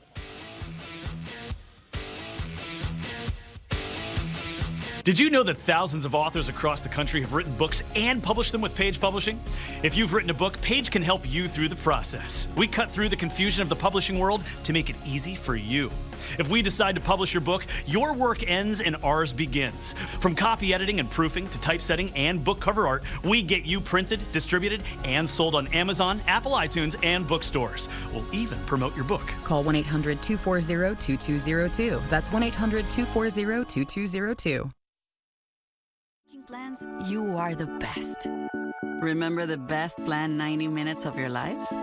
Or that surprise party for your parents' golden anniversary? You get the golden planning. The same way you plan each detail for those moments, start planning to protect you and your loved ones from a natural disaster. Sign up for local weather and emergency alerts. Prepare an emergency kit and make a family communications plan. Protecting your family is the best plan you can make. Are you over 50? Would you like to get up to 33% more income in retirement? Then call now for this free book, Annuity Do's and Don'ts for Baby Boomers. This free book reveals little-known secrets about annuity strategies that will help you make the right choices before buying an annuity. Call right now for your free book, and as a bonus, we'll also throw in a free annuity rate report. Both absolutely free for calling Annuity General today. Call 800-555-1212. Let's fish! Let's fish! Charlie Moore doesn't like fishing. Yeah, there he is! He loves it. I do love you. I do love you. Yeah! Watch the mad fisherman reel in the biggest fish. Even the fish is like, guys, what's going on here? And the best New England has to offer. That is my jam. Catch Charlie Moore outdoors, Sundays on Nesson. Presented by Obashan Hardware, Subaru of New England, and Eastern Propane and Oil. 1 out of 8 women in the United States will be diagnosed with breast cancer in her lifetime. And the chances are you know at least one person who's been personally affected. But right now, you can help. It's simple. Donate your unwanted vehicle, RV, or trailer to the United Breast Cancer Foundation. Not only will you be helping, but you'll also receive a tax deduction. If you have any questions you would like answered before initiating the donation process, please feel free to call us toll-free at 800-471-2032. Center at halftime as the Massachusetts Pirates are trailing 17-13 to the Quad City Steamwheelers. And what is kind of troubling, as the Pirates warm up for the start of the third quarter, they practice at a field goal, and I saw a bad snap. But that happens. But then Bleekerwood was able to run through, and he'll go off the field knowing that he can do that from about 30 yards. Just has to do it in the game now. Everything adds up. I mean, you've been around this league a long time, and you've seen a lot of really good kickers, and they can win a lot of games for you if you have one. If you don't have one, the game shrinks, and the margin of error shrinks, and everything else becomes that much more important. So if you're a coach and you know you can't rely upon a guy in a clutch situation, I don't care if it's the first quarter or the fourth quarter, the game becomes more difficult to manage. It does. But I think what the Pirates can hang their hat on is the fact that they're going to get the football to start the third quarter. So get a score here, get the lead back, settle down. Oh, of course. Play your game. Yep. And don't get me wrong. I don't want to sound like we're all doom and gloom here, but we have seen what the Pirates can achieve, and right now they haven't been able to achieve it. Plenty of football to be played in this game. True. Any deficit is not safe. Both teams have not covered themselves in glory. There's been mistakes on both sides, and that's uncharacteristic, at least in the early going, for the Steamwheelers. You spoke with Corey Ross, their coach, before the game, and you said you felt like their discipline was headed in the right trajectory. Here is Kaplan's kickoff, and it will be taken by Redding at the goal line. He's already out to the 20, to the 25, and across the 25. They're going to spot him just across the midfield stripe. So that's a return of about 25 yards. Nice. And he was aggressive. He has this little hesitation move because he waits for his blocks to develop. And then he took it north-south, which is imperative on any return. They'll put it at the 23, so that's a 27-yard return. That's one of the best of the season. That's a heck of a return by Tio Redding, filling in for Puka Williams, who was not playing due to the ankle injury. He had 3 touchdowns last week. Redding on the near side goes in high motion, and they look him off. Now look back. Here comes the rush, and this will be thrown away. David Cagle all over the quarterback again. And what's noticeable in these first couple games for the Pirates, one good play turns into a negative of the next one. And that's where you have to watch yourselves in terms of being a more cohesive unit. The blocking broke down. And this is uncharacteristic of a line led by Donaldson, McCray, and Nick Ford. Jordan McCray's the center. No foul on the play as Johnson's mic There is no foul for intentional grounding. Now it is. The ball made it back to the line of scrimmage. So you're still at the plus 23, and a good job by Bahar as Cagle rushed through the gap to fluster him. It's about the third time tonight that Cagle's been in the quarterback's face. Here's a toss to the wall, incomplete. The intended receiver was Isaiah Coulter. You had Chris Chukwuneke defending on the play. Chukwineki's been terrific. And Coulter tried to get separation. Isaiah Coulter didn't call his name in the first half. Some of you New England football fans may remember him from Rhode Island, where he played for Jim Fleming, who's built a nice program at FCS. And Coulter put up some big-time numbers there and got some looks in the NFL. All right, 3rd and 10. 23-yard line. First possession, third quarter. Quick toss to the wall, complete. They're a yard shy of the first down. Once again, Tio Redding makes the hit. You had the coverage by Trey Smith and Arslanian. Manageable 4th down coming up here. Tio Redding's feeling it. Had the touchdown at the end of the first half. Look at the determined look on his face as he stalks around the huddle. Now, in the first half, John, you called it. 1-yard runs. They went to Dominic Roberto. Here's a 4th and 1 with the ball at the 15. Reading will be in high motion. Stick with what brought you there. I would think. Yep. Whistle, whistle, whistle. Delay. Delay a game. Offense. We saw one of those in the 5-yard first half, penalty. too, for the Pirates. 4th down. In a similar situation. I think it's still a combination of factors. You have an inexperienced quarterback and an offensive line that's trying to get on the same page with him.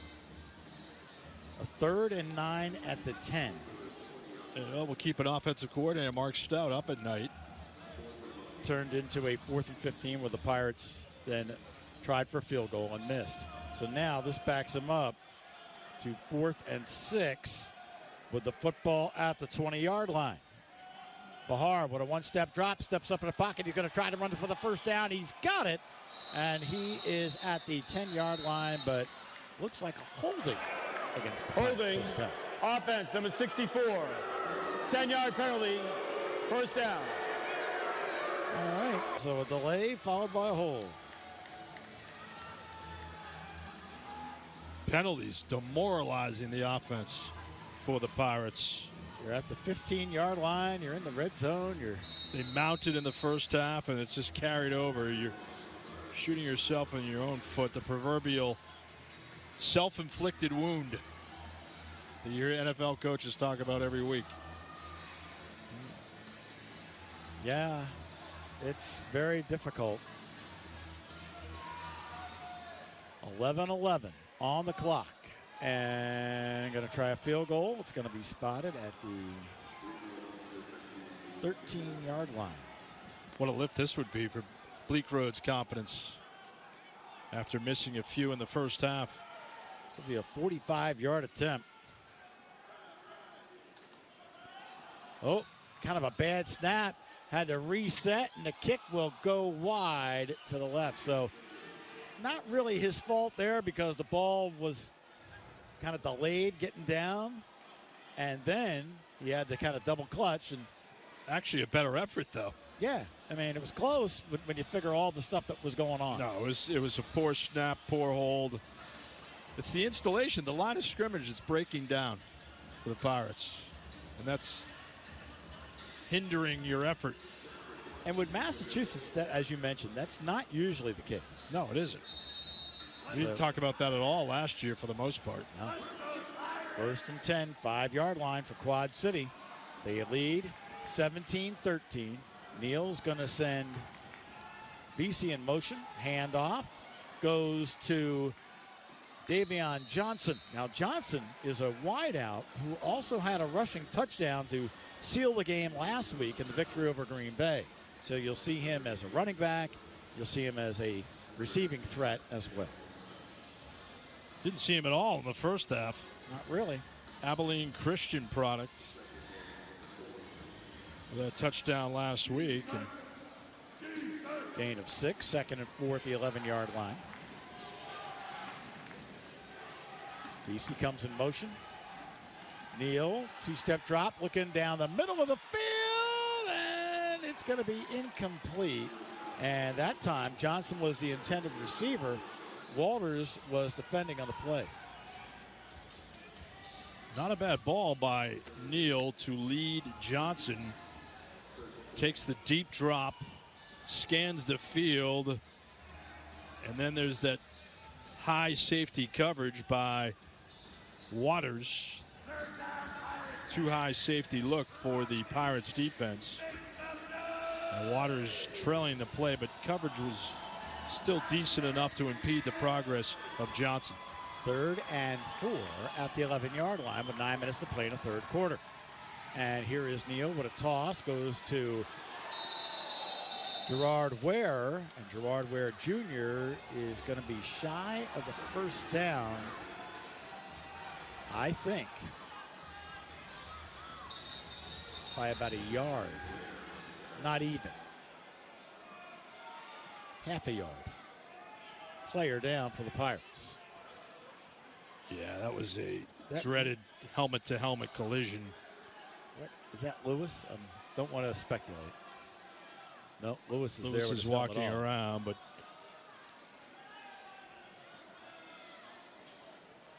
Nope, that is Marcus Floyd. Yeah, Marcus Floyd is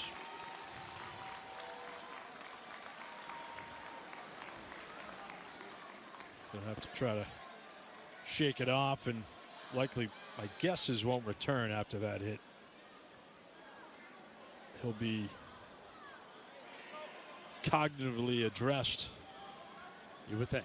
Is what he should be. And thankfully, the rules have improved in that area throughout the years. Well, here is one of the biggest plays for the Pirates defense tonight. A 4th and 1. Quad City in their own territory at the 14-yard line. Can the Pirates get off the field? We'll find out. Neal has his play. Rudd, Vesey. Ware goes to the far side along with Johnson. Good time. 4 wideouts in the pattern. Good time to sell out on a blitz. Handoff goes to Vesey. First down and more. Now he fumbled the football. It's loose. Pirates are going to get it. As they recover the fumble, Waters comes up with a fumble recovery. Well, Waters has forced one tonight, and he's come up with a fumble recovery. He's been involved in 3 turnovers in 2 games now for the Pirates. He had an interception in week 1. Yeah, he's one of the best defensive backs Duke has had in the last decade. Then he went to Texas Tech, but wide open on the left side of the line. Nice job to impede the progress of the runner by Matt Elam, former first-round pick of the Baltimore Ravens. So he made the initial line of defense, and then Waters cleaned it up. And the swarming defense continues for the Pirates. They've had their moments. On 1st and 10 from the 24-yard line, they're going to run. And that is Roberto.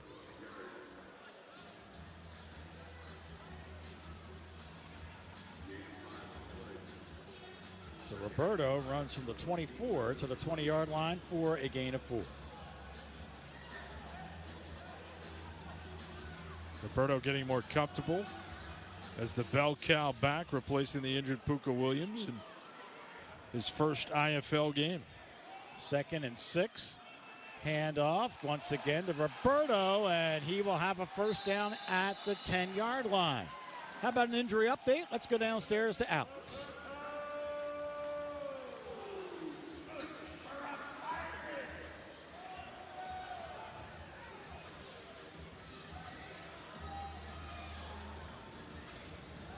All right, sorry about that. Maybe we'll get back to Alex in a little bit. With a run, it is 1st and 10. Football now at the 10-yard line, so it's actually 1st and goal. Quick toss to Coulter, who makes the catch. Stays on his feet to the 5, still going to the 4. And that's where the forward progress will be stopped. It's amazing what a turnover can do to give you a boost on the offensive side of the ball. You run Roberto on 2 plays. He gains first downs, and then a quick pitch to the right for Isaiah Coulter. And an essential 2nd down and 4. You're inside your 2nd and goal. Essential is to punch it in. Forget about the field goal. Get your 6 points. It's right here in front of the Pirates now with a 2nd and goal at the 4-yard line. And the handoff. It's going to be a loss of 1 as Roberto is stood up at the line of scrimmage. Now, they talked about the all-IFL run stopper in the middle in Keyshawn Moore, and he comes up with a big stop. Yeah, he was unblocked. And there's a reason why he's been an all-IFL stopper. He has an ability to shed blockers as an injured defender for the Pirates. It is... offensive lineman Nick Ford is down. 6'5", 317 out of Utah. They're a little thin up front. They've had problems up front. Well, since we have a player down, I think Alex has an update down on the sideline. Alex, what do you have for us?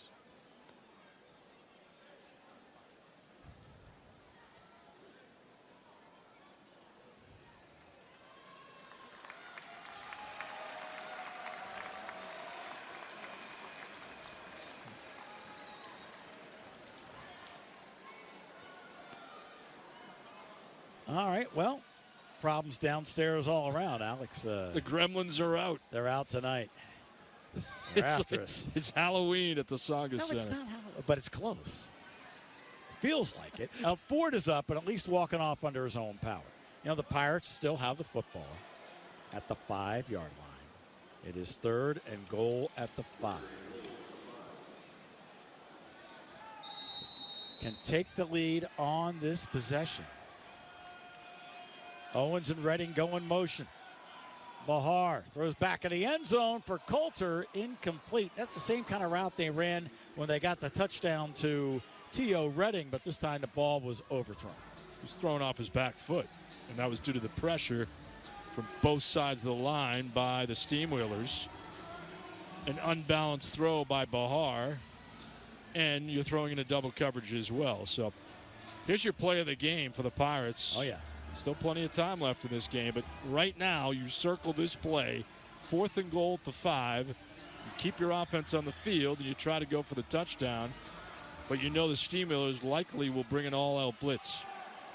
Well, Pirates are going to call timeout. Good idea. With 4:31 to play here It's their first of the half. 3rd quarter.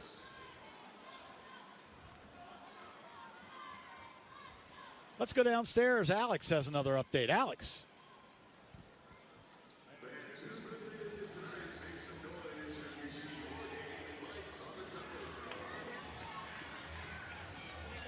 Yeah, guys, Marcus Floyd was evaluated for a concussion. He went through an evaluation to assess if he actually had a head injury, and they did determine that he is cleared to play, and he will be back in the game, guys. All right, thank you very much, Alex. Appreciate Great news. Good that they evaluated him as they should, and Marcus Floyd hopefully will be back soon. Thank you, Alex Sims, for that update. But good timeout by Mark Stout, offensive coordinator. Make sure everybody's stabilized up front. Good chance to go to your veteran Thomas Owens and give him his first touchdown of the year. There's a jump. That should be a flag on the defense. It is. It's a free play. It goes to the end zone. It's incomplete for Zico, but the Pirates will get another chance.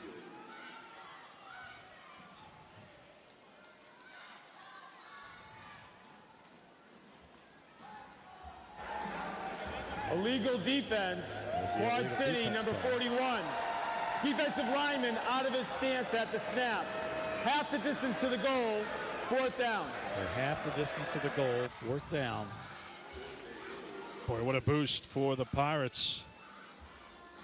Football's basically at the 2.5. Do you call Bahar's number, or do you go to Roberto in close quarters, your 235-pound back?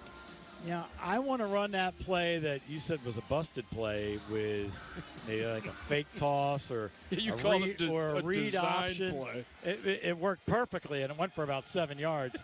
I want to see – I'd almost run some kind of like read option. They go to the back for the touchdown. Roberto, his first rushing touchdown in indoor football league play. The 2-yard run, and the Pirates have a 19-17 lead. Well, that's why we're up here and they're downstairs. Roberto, probably the first of many touchdowns for him if he remains in the IFL. Good hole open up on the left side of the line. Well done by Nick Ford, left tackle. Now an all-important extra point for Bleak Road. It's been an adventure. It has been. Bleak Road on, trying to make it a 3-point game. Here is his kick. This one is good. And the Pirates lead it by a score of 20-17. With 3:16 to play in the 3rd quarter, we'll take a timeout and come back to the Saugus Center with the Pirates out front in just a moment. On the field, protection is everything for the Pirates. And off the field, my job is to protect what matters most, just like I do for my own family. From your home to your business, your car to your loved ones, Norwood Insurance has you covered.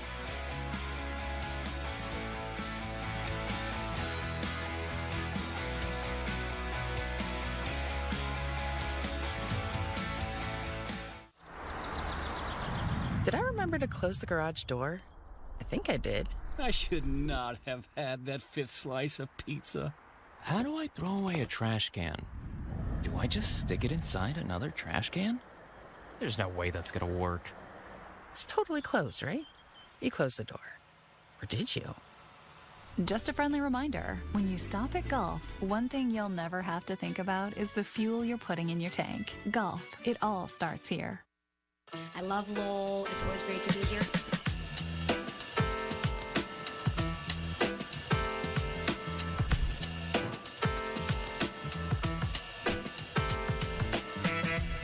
Whoever has the knowledge also has the power. That's what this is about. What happened there? That's on me. Congratulations to you expanding into... We're growing. We're growing quickly.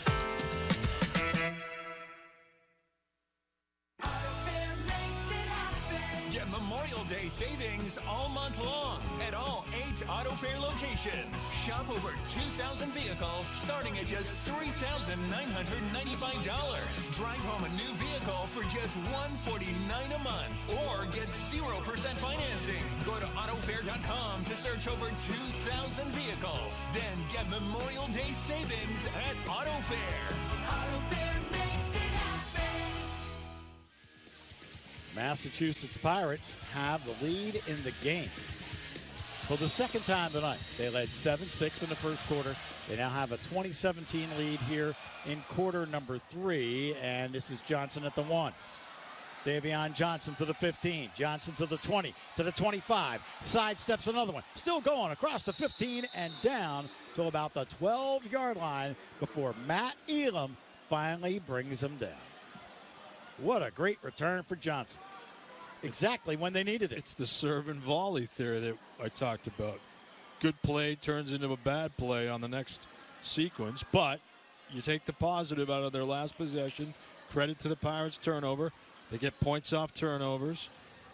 The turnover then creates a 26-yard scoring drive, capped off by the 2-yard run by Roberto, his first touchdown in a Pirates uniform. So take that for what it's worth, but now your defense on its heels with the ball at the plus 12.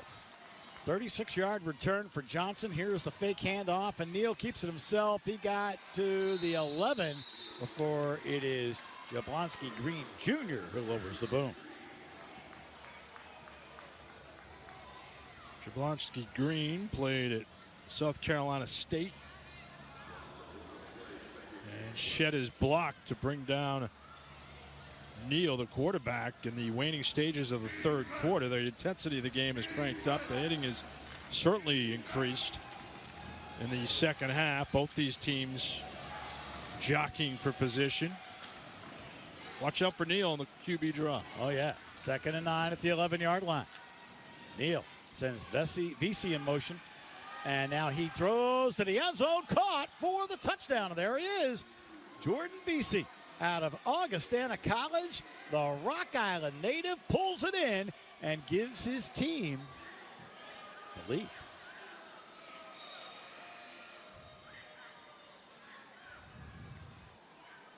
What a throw by Neal. This is a former IFL MVP in 2019. He locked on VC. Matt Elam was trailing in coverage. Elam looks like he's shaken up. He's sitting down in the end zone. Now the Pirates trainer out there as Elam trailed the play, but that's the example of a quarterback who is experienced and has enough confidence in his arm and enough confidence in the route run by a veteran receiver in VC. So, tit for tat, and Quad City has the lead now with 1:28 on the clock here in the third quarter. Another X factor. The field goal before the half. Right. By Kaplan.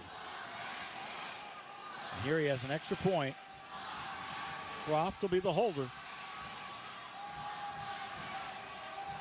Placement's down. Here's the kick. Oh, it hit the upright. It's no good. No good. That's big, and it stays a 3-point game. 23-20. Pirates trailed by 3. Hey, next Pirates home game Saturday, April 12th. It's against the Fishers Freight That's an expansion team. First time we'll see them. That'll be April the 12th at 7:05. Get your tickets at Sauga Center box office or MassPiratesFootball.com. Doink.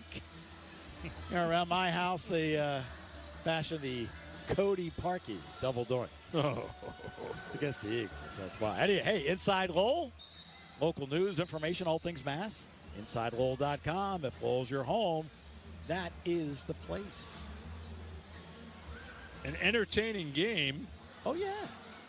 Miscues on both sides. It never fails. The kicker jinx. Just as I spoke about Kaplan's field goal before the half, 38-yarder. That's still the X factor because it's a 3-point deficit with the Steamwheelers leading by 3.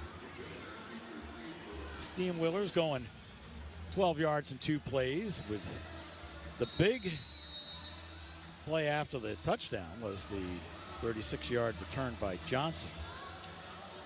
The Pirates have caused 3 turnovers tonight, and yet they still trail 23-20, which is kind of unheard of in the indoor game. It is. It's bizarre. Could be one of those years for the Pirates. Here is a kick. It will go 1 row deep. No return, comes out to the 20-yard line. That's where the Pirates will have it. 1st and 10. You want to live better with expert orthopedic care? Visit Orthopedic Surgical Associates in Lowell, North Chelmsford, and Westford, Mass. You can visit them online at orthsurge.com. Third quarter, 56 seconds to play. Pirates with the football at the 20-yard line, their own 20, trailing by 3.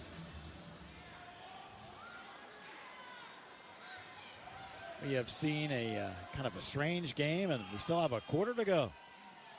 How do you like the running of Dominic Roberto tonight as he gets to carry here on first down? I like it because he runs with some reckless abandon. He's not going to be necessarily pretty. He's not your bounce off, your twinkle toes, your multi-steps in the backfield runner. But you know he'll likely go north-south, sometimes east-west, but he has that 235-pound frame to utilize to his advantage. You saw Mark Stout there? Yeah. I said, Roberto, what do you know about him? Not a lot. Give him the ball. Let him go. Ask the Furman coaching staff what he did there. That's right. We have reached the end of 3 here at the Sauga Center, and the Pirates trailing Quad City by a score of 23-20. Buckle up. 4th quarter coming up.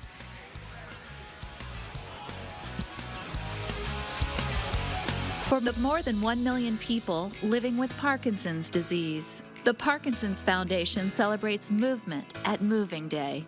We move to beat Parkinson's. Move with us at movingdaywalk.org. If you love the game of golf, let us take you inside the ropes each week right here on the Fairways of Life show. We'll bring you exclusive interviews with absolute legends. Plus, all of the news from the tour where you'll hear from their biggest personalities and their biggest stars. We will give you access unlike you can get anywhere else. Hey, I'm Matt Adams, host of the Fairways of Life show. Whether we're talking about news, instruction, travel, or equipment, we're going to share a passion for the game right here on NESN. Let's fish! Let's fish! The Mad Fisherman is reeling in the biggest fish and the best New England has to offer. Catch Charlie Moore Outdoors, Sundays on NESN, presented by Obashan Hardware, Subaru of New England, and Eastern Propane and Oil. I'm Meredith Gorman from Golf Destination. Watch every episode of Golf Destination. Certified experts can help you with your swing, your travel choices, proper rules and etiquette, and the latest equipment. Plus, we still give you a deep dive of a variety of great golf destinations from around the globe. Visit golfdestination.tv for links to our social media and our YouTube channel. Golf Destination is brought to you by the official rum of leisure, Goslings. Hi, everyone. I'm Harry Chickma, reminding you to join me for another season of World Tennis only on NESN.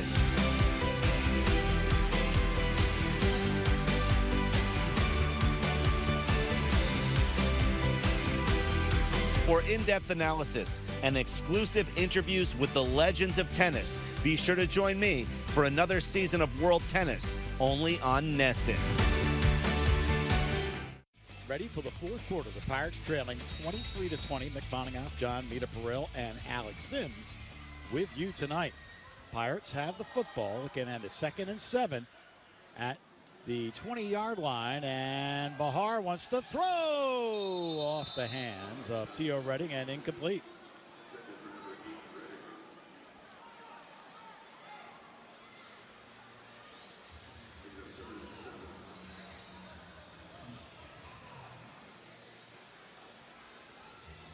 Pretty good protection for Bahar, but throwing in double coverage. That's a tight window for Bahar. The windows close on you in arena football with your tight quarters, and those windows are tight all around the NFL, but even tighter here. 3rd and 7. Bahar going deep. Oh, in and out of the hands of Isaac Zico, incomplete. It looked like he was going to make that catch. It would have been tough. But when he kind of hit the wall, the ball came loose. Yeah, rare drop by Isaac Zico. Had 7 touchdowns last year. Nice throw by Bahar. Led him perfectly. Beat Parrish on the post route. But then, you're right, he was flustered by the wall. And not acclimated in the early season to playing the wall. Pirates going for the first down on 4th and 7 at the 20-yard line. And they look underneath. That ball is broken up. Intended for Tio Redding. Incomplete. Good coverage by Cameron Harrell on the play. And the Pirates will turn it over on downs. Terrific coverage by Harrell. A jump on the receiver from behind. And that was perfect textbook coverage by Harrell, who has not been called often tonight. But another momentum boost for the Steamwheelers as they take over in plus territory, and game teetering a little bit on the Pirates. Defense has to step up now. 1st and 10, 23-yard line with the short field for Quad City. Daquan Neal sends one in motion on each side. Now is caught and sacked. Another big tackle for a loss for Dominic Quiwan. He had a big hit in the first half, comes up with a sack here. That's his 2nd of the season. Yeah, terrific time for it, too, as the defensive line shorthanded playing without Guy Thomas. But Quiwan unblocked to bring down a flustered Neal. Now you have a 2nd and 16 for Quad City. That's the 23-yard line, their own 23.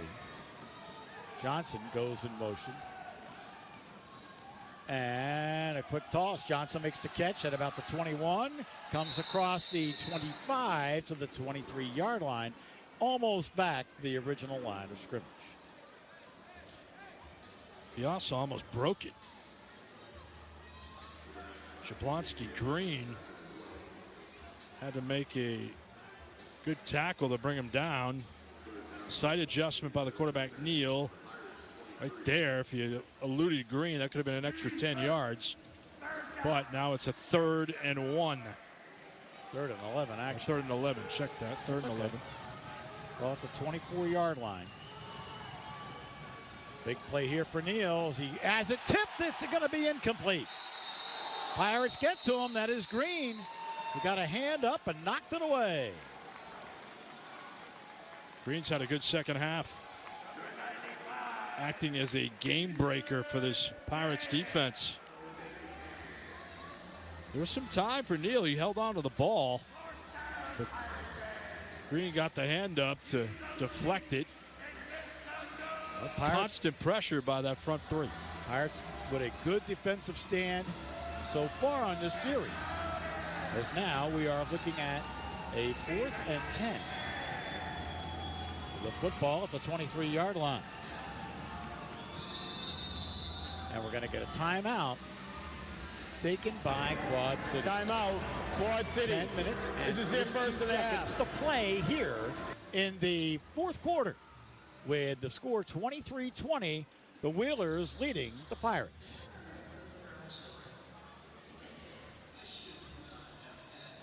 Good timeout by Quad City. You got a 4th and 10 against a tenacious defense of the Pirates. Game hinges here. It flips a little bit. You get this 4th down, the momentum can carry you. If you cause a turnover on downs, same thing for the Pirates. You're down by 3 points, and you know there could be some good things ahead. Fred Griggs, first-year head coach, is their defensive coordinator. And we'll see what coverages he applies. 4th and 10. Football at the 23-yard line. Neal with a two-step drop. Pump fake. Now throws deep. It is caught for the touchdown by VC. He went up and wrestled it away from the defender. And VC has the touchdown. I think it was C.J. Holmes that he was tied up with, and he won the tug-of-war for 6. You won't see many catches that are better than that by VC. That is a veteran receiver making a spectacular catch, contested with a capital C. Holmes has not been called tonight because he's playing for the injured Matt Elam, who's out of the lineup, so that's a factor for the Pirates. But what did we just say about the game hinging on a big-time play? Oh, there it is. On 4th and 10, here's a flub on the extra point attempt, but look out for Neal. He's still going with it now. Throws. It is picked off by Waters, and he will be tackled at the goal line. So the 2-point try is no good. Waters with another play. And there's a flag. So let's hold on. 29-20 is our score right now, but let's just wait for the call from John Johnson.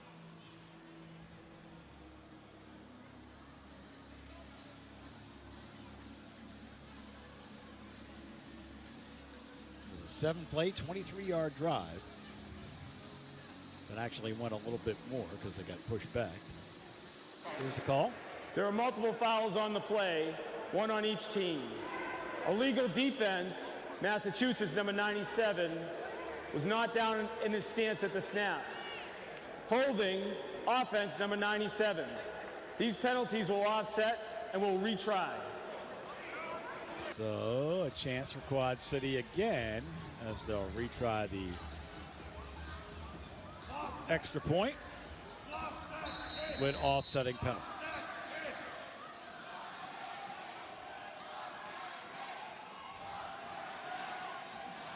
Kaplan awaits the snap.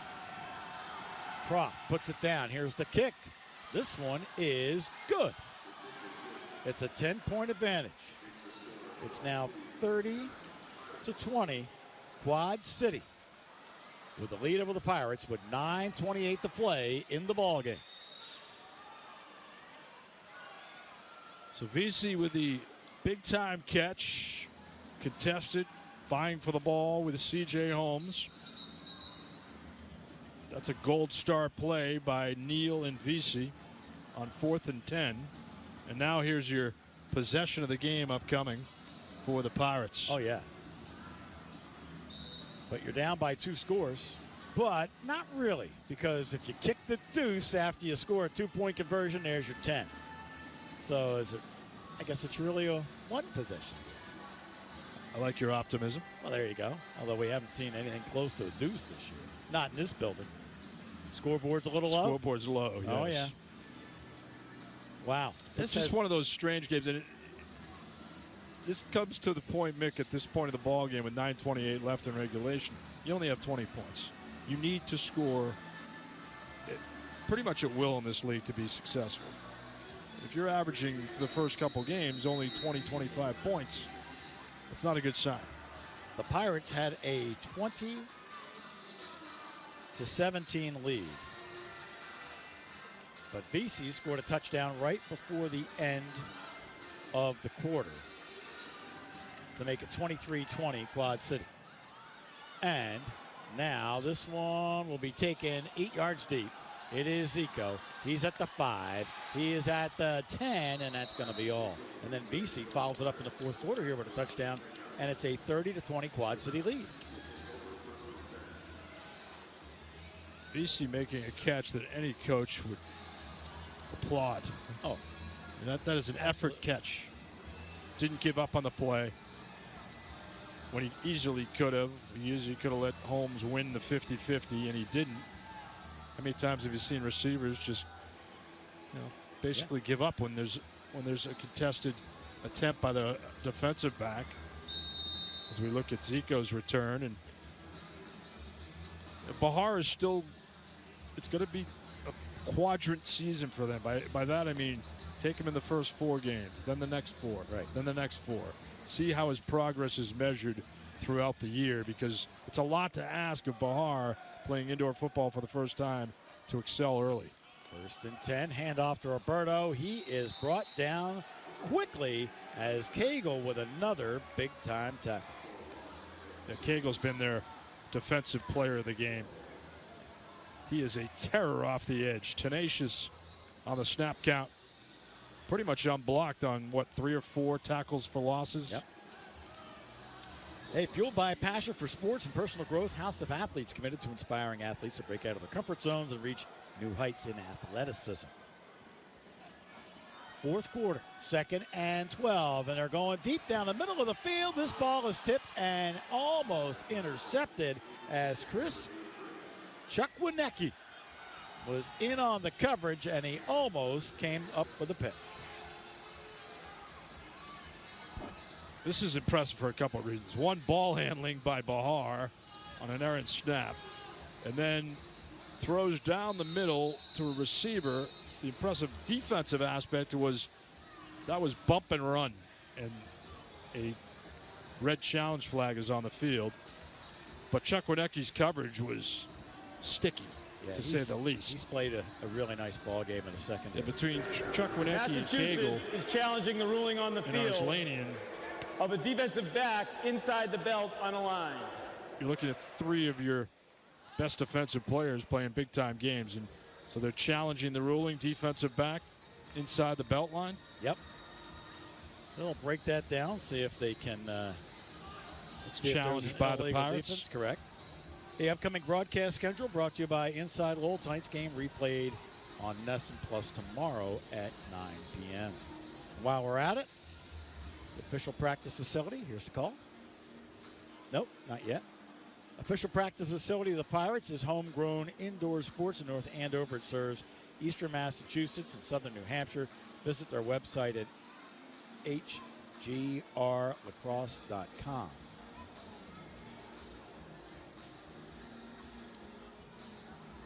Yeah, we close in the fourth quarter near the end, we come up with the Cross Insurance play of the game. It's got to be that VC catch right now, I would think.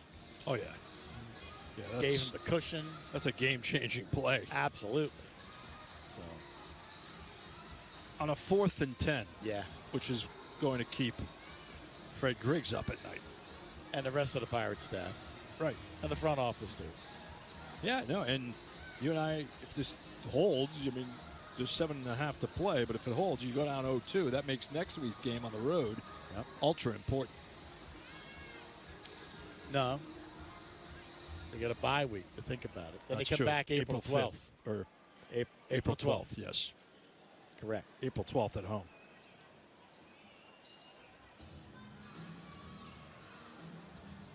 I don't know if that's a good thing or a bad thing. It gives you a lot of time to think about it. A lot of times you just want to play. Yeah. Well, what does Mr. John Johnson have for us now? Illegal defense with a defensive back inside the belt? Let's find out. After review, the ruling on the field is confirmed. The defensive back was aligned at the snap. Massachusetts loses a challenge and is charged a timeout.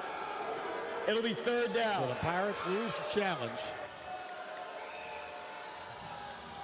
And now we are looking at a 3rd and 11 back at the 9-yard line.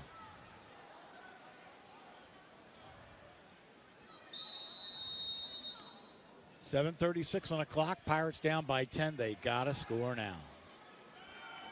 from the goal line. Pocket collapsing. Bahar throws complete, and that's going to be good enough for the first down. Thomas Owens makes the catch. Or no, it's Thomas Owens. It is. One of the best throws of the night by Kenji Bahar. Scampers out of the pocket, gets pressure. Cagle closing again. And a nice grab by Owens. Was hit at the barrier by Chuck Wienecke, but the first down pickup. So that's a maturation throw by Bahar. Again, Pirates down by 10, 6:50 to play. And it is Redding taking the jet sweep, and he's finally contacted, but not before he gains probably about 5 yards. Love the call by Mark Stout on the jet sweep. An extension of your running game. It's a shame, too, because Redding had so much speed. Oh, yeah. And tracked down and hit at the barrier. He was a goner up the far sideline if he wasn't hit at the last second. Closing speed by Alan Arslanian, the linebacker who had a pick six in the first quarter. Call it a gain of 4, 2nd and 6 at the 24-yard line. Bahar double clutches, now tells his man to go deep and throws into the crowd, incomplete. And he was upended. Fans want a roughing the passer call. They might have got it. Personal foul, roughing the passer, defense number 41. 15-yard penalty and an automatic first down. All right. What a mental mistake by the defender. Unnecessary for one of the best defensive linemen in the league, and Keyshawn Moore. The big one. Pirates will take it. Now positioned inside the 15 at the 11 of the Steamwheelers with under 6 to play. They have 1 timeout left. Quad City has 2 remaining. Hey, Lowell Sun offers ad-free subscriptions. That's right, all your local sports and information without the pop-up ads. Visit lowellsun.com today. Pirates want to visit the end zone. They're looking at a 1st and 10 at the 11-yard line. Toss goes to Roberto, crosses the 10, down to the 5. 2nd down coming up. It is 2nd and 4. Pirates can still get a first down at the 1. Field shrinks in tight quarters inside the red zone. Roberto has gained more confidence throughout his first game in the IFL with a touchdown this half. 5 minutes exactly to play. Don't Pirates need it all down here. by 10. And the quarterback, Kenji Bahar, wants to keep it himself. He'll get down to about the 1. That's what I meant. Sorry to interrupt. Take the 4 yards. Don't need the huge chunk. Did he get the first down? That's the question. Nope. It's going to be 3rd down. 3rd and a coming up. skosh. I'd run the sneak to get the first down here. 3rd and 1 at the 2. If you get to the end zone, great. You get more than 4 downs, so be it. Tush push. And he will break the plane for the touchdown. Bahar into the end zone for the 2nd time tonight. It's his 3rd touchdown of the year. The Pirates get 6. They are down by 4.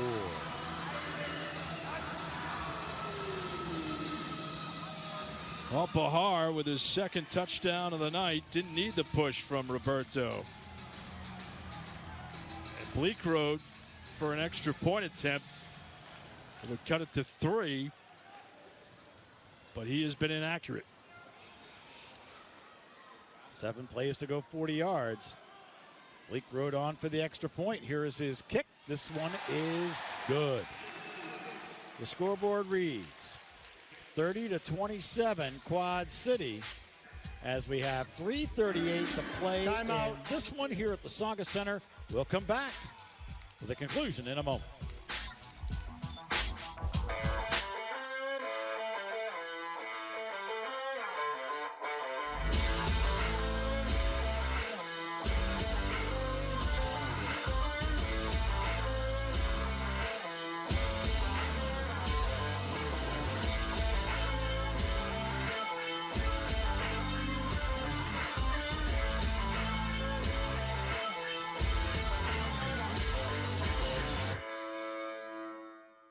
Everyone's an athlete, whether you're 80 or 20, it doesn't matter.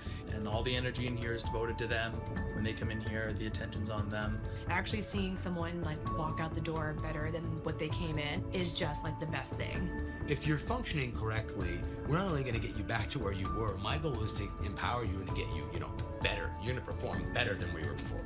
I'm super thankful to be out here riding my dirt bike again. They're the ones who go and tell their friends, and they have the best stories to tell.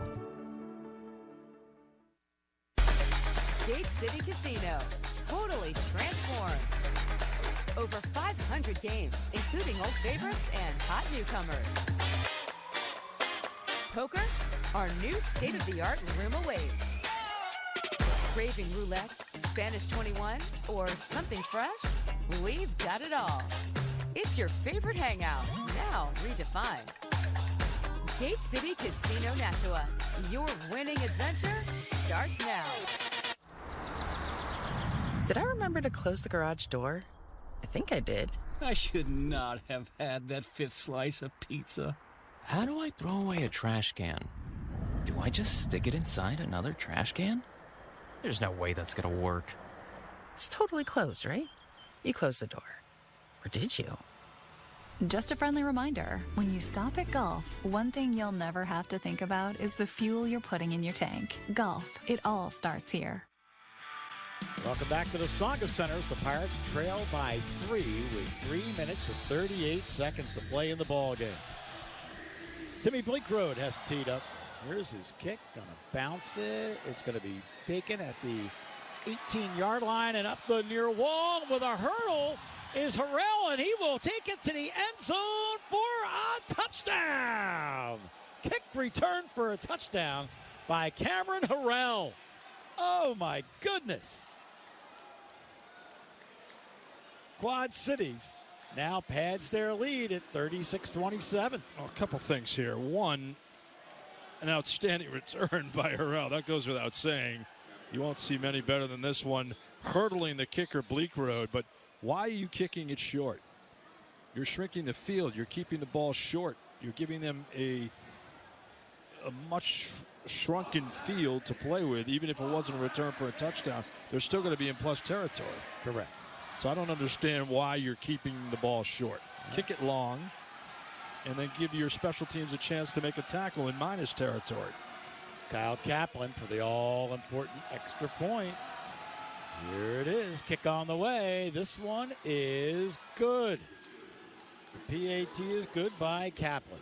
We still have 2:32 remaining in the game, but right now it's a 10-point lead again at 37-27. Cameron Harrell, what about a 32-yard kickoff return for a touchdown unofficially? That's the way I saw it. Are you with me, though? Oh, yeah, I get it. I don't understand that. And credit on the return for Harrell. Blasted out of a cannon. Anytime there's one man to beat and it's the kicker, it's going to be edge returner. But that was athleticism at a premium by Harrell, and credit to Quad City. Every time there's been a counterpunch opportunity, they've had it in the bag. Yeah, I wouldn't call it the most well-played game, but it's certainly been entertaining. Touchdowns when you need them. We've enjoyed every second here on Nesson and Nesson Plus. Can the Pirates return the favor? That's the question. Well, if you think it, Omniprint inks it. Omniprint offering extensive selection of promotional products. Visit either location, 92 South Broadway in Lawrence or 287 Appleton Street in Lowell, or online.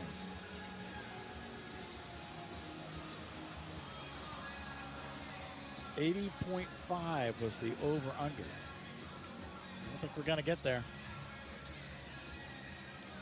Going to go a long way for that. Oh, yeah. Here is the kick. Looking for the deuce, possibly? No, it's going to be short.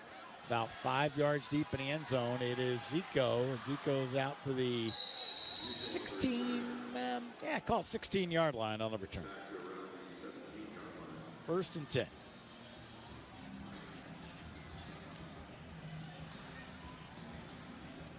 Well, Pirates still have 2:28 to play. It'll be 1st and 10 at the 16-yard line. Quad City led Green Bay late last week, gave up 8 points in the final seconds, but held on to win by 2. Right now, they have a 10-point lead. If they give up 8, they'd win by 2. Wow. Pirates are still finding their way, I think. And a depleted Pirates team, too. Yeah. And injuries happen. We all know that. Tough when they occur in week 2. True. 2 of your best players out. Guy Thomas, defense. Sal Lipoli, defense. Well, quarterback got away, and now will run, and Moore finally brings him down at the 19-yard line.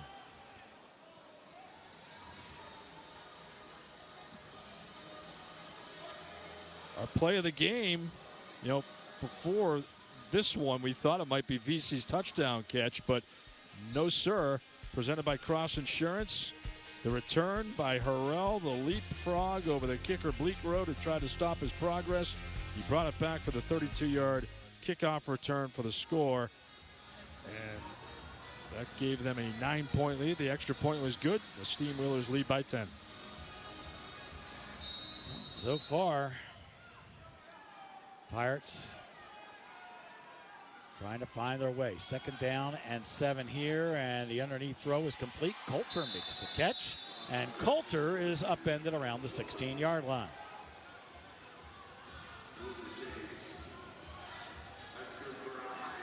That's good enough for a first down, 1st and 10. And we're going to put it at about the 18-yard line.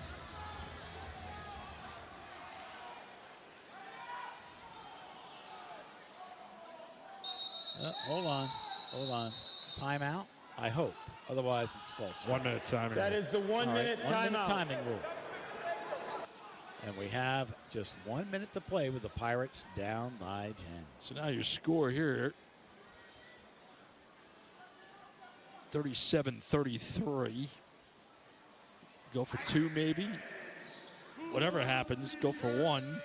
Then you got to get the ball back with an onside kick. Yeah. Like I said, 10 points. I mean, if you want to avert the onside kick, it's a touchdown, 2-point conversion, deuce. So, not out of the realm of possibility. No, but you made things difficult on yourself when there was a lot of room for error on both sides. The Steamwheelers have capitalized more on their miscues than the Pirates have on theirs. Yep. And Bahar has put a good second half.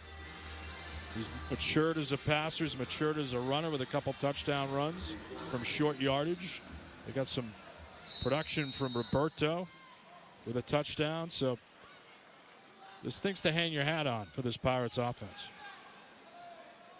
1st and 10, football at the 18-yard line. And Bahar throws to the wall. Did he make the catch? Yes. It is Redding who makes the catch. Hurry up offense for the Pirates.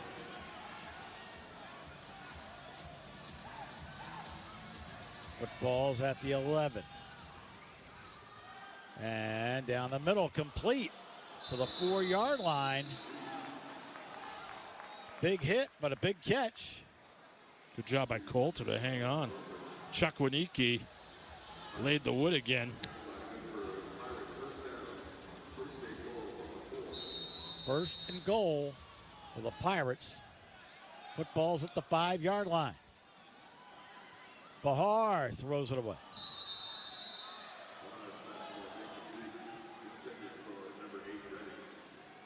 .25 seconds to go. Pirates down by 10. Now, like I said, I think it could be the same scenario that Quad City had last week. Give up the touchdown of the 2-point conversion late and go home, win it by 2. They're going to call Quad City the Cardiac Kids. Yeah, well, they're getting it done. Give them credit.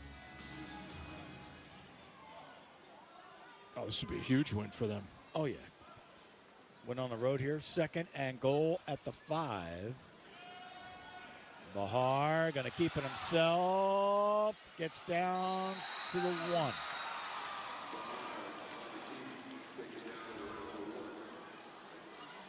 So close from cracking the goal line. It's impeded by the board. Good job again by the left side of the line. Ford opening up a hole, running east-west, but Chukwuemeka closed the play down. Oh, yeah. He's performing like an all-IFL defensive back. The amount of plays he's made multiplied. Going to push the quarterback into the end zone for the third time tonight. Bahar's there. It's his fourth rushing touchdown of the year. So Bahar scoring on 3 short touchdown runs. Makes the score 37-33. Well, they found something in goal line with Kenji Bahar. And that's an impressive drive by the Pirates. Did not hang their heads after the kickoff return by Harrell. They come back and they combat the Steamwheelers touchdown with a score. Now the extra point attempt by Bleak Road to try to make it a 3-point game. It sets up an onside kick attempt. Trying to make it 37-34. He hit the upright, dunked it off. Another doink, no good. And the score remains 37-33 Quad City with 16 seconds to go. Inside Lowell, local news, information, all things Mass Pirates. InsideLowell.com. If Lowell's your home, then that's your place. Well, they have a bye week to shore up the special teams. Oh, yeah. Well, they've given up 2 kickoff returns in back-to-back weeks. That hurts. And the misses. Yep. Multiple misses by Bleak Road. Well, Bahar with 3 touchdown rushes tonight. Roberto had a touchdown run.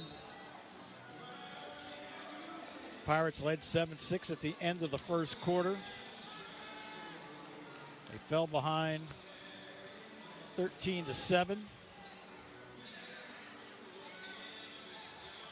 Was our halftime score. Pirates had a 20-17 lead in the third quarter, but have not led since. Pirates going to go to 0-2. Quad City's going to go to 2-0. A disappointing night. Yeah. Pirates left a lot on the table. And it is fielded. Is that Chris Chukwuemeka? Why not? Chukwuemeka was ubiquitous. All over the field. Positive yardage rules are in effect. What an impact he made in their secondary. Harrell made an impact on special teams, also in their secondary. Quarterback managed the game well. Neal VC made the great touchdown catch in the fourth quarter on a contested ball by the defensive back C.J. Holmes. It's the small margin of error game. Yeah. For a Pirates team heading into week 3, they're going to have to know that. There's just not much margin for error. And if the quarterback can get positive yards, the clock will continue to run.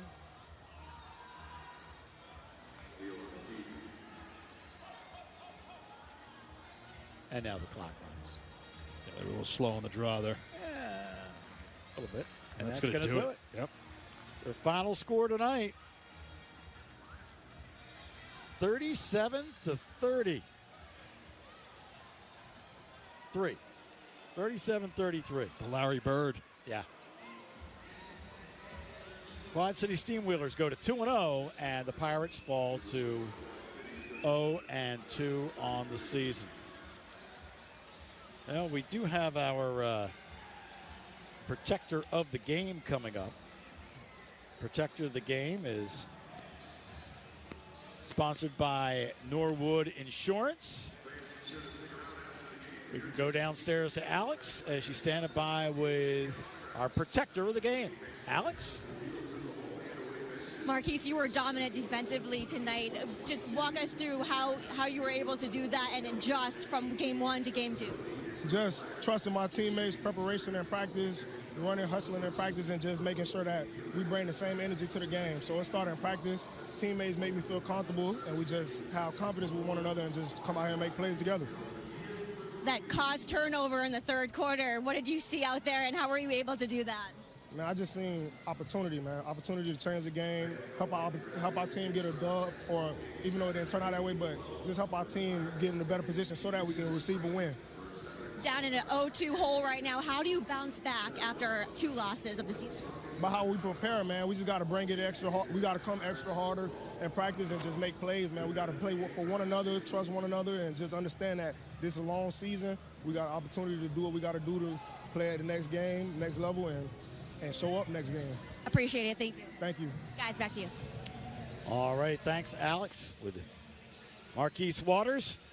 And we will step aside and come back with our post game as we continue. But your final once again tonight, 37-33. Quad City over the Pirates. We'll be back in a moment.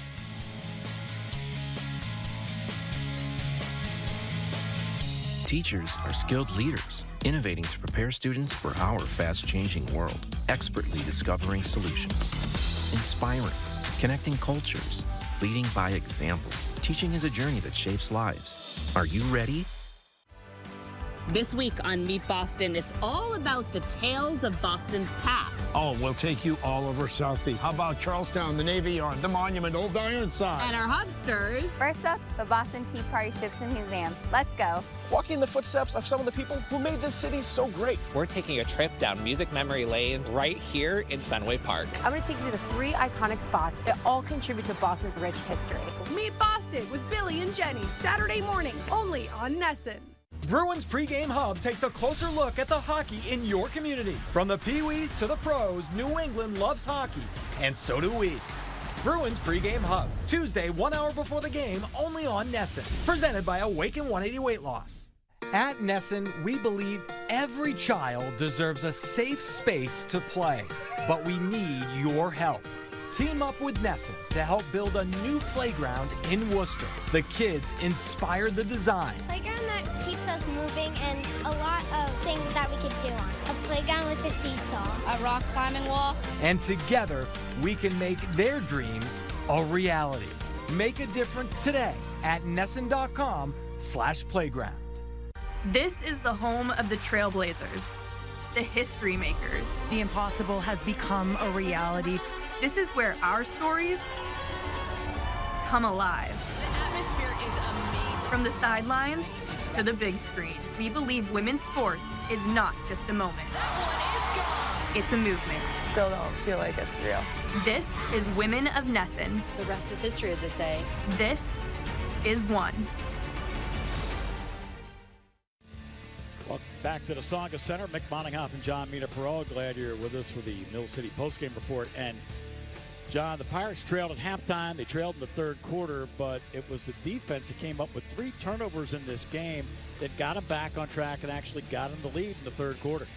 Yeah, oh so close, but oh so far away. Marquise Waters, our protector of the game. We just heard from him and Alex Sims, and he was a presence. He was a presence defensively as they tried to build around those turnovers. Last week they had 4 turnovers. This week they're causing turnovers. Question is, can he turn them into points? And they did. And after that turnover, it was a touchdown by Roberto. His first touchdown for the Pirates, his first indoor football league touchdown, as he plays appreciably well for the injured Puka Williams. So they may have something in a backup tailback when and if Williams returns. It will be Williams and Roberto. But then the quarterback, Daniel, on the money to Verse. What a throw that was. Back of the end zone, beating Matt Elam to the corner. And that was the first of an explosion in the second half for Verse. And then the Pirates come back. Tip ball deflected by Harrell. Here's a name that we'll call later. But then this plunge by Bahar for the touchdown. He had 3 rushing touchdowns. But how about this return by Harrell? As he hurdles Tibby Bleekrode, the kicker. It was a short kick on the kickoff attempt, and Harrell turned the game hurdling the defender to give them a 10-point lead. That was late in the ball game. You question why they kicked it short, and then Harrell was the beneficiary, part of our Mills City Medical post-game report. So a game of stops and starts for the Pirates. This is one of them by Bahar with a touchdown on the tush-push from behind by Roberto. And it's one of those things as he was stopped there at the goal line, but it's one of those things where they just couldn't put together the complete game. That's one thing we've learned in the first two games. They haven't played the full 60 minutes yet. Maybe the bye week will help that. The early bye in week 3, they come back home at the Tsongas Center on April 12th, but you need that 60-minute game in your bag. Yeah, Pirates left points on the field, and that was really their downfall here tonight as Quad City wins this game by the score of 37-33 over the Massachusetts Pirates. Now for Alex Sims, John Mita-Perrell, our entire staff, I'm Mick Moningham. Thanks for joining us this time around. Tough one for the Pirates as they go to 0-2, but after bye week, we'll see what happens when they play an expansion franchise, the Fishers Freight, coming up on April the 12th. Once again, Pirates losing this one 37-33. So long, everyone. Did I remember to close the garage door? I think I did. I should not have had that 5th slice of pizza. How do I throw away a trash can? Do I just stick it inside another trash can? There's no way that's gonna work. It's totally closed, right? You closed the door. Or did you? Just a friendly reminder, when you stop at Gulf, one thing you'll never have to think about is the fuel you're putting in your tank. Gulf, it all starts here.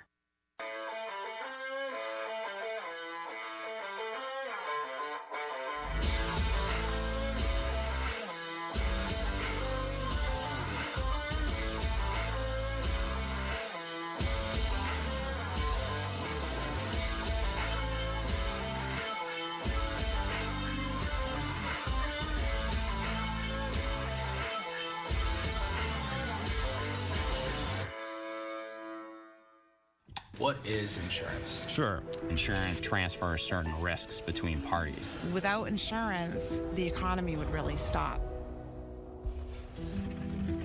In simple terms, insurance is like community. It's protecting every last asset that somebody has built over a lifetime. You're in it together. You feel supported. From the beginning to the end. What insurance is just taking care of people. It's definitely a way of life. On the field, protection is everything for the Pirates.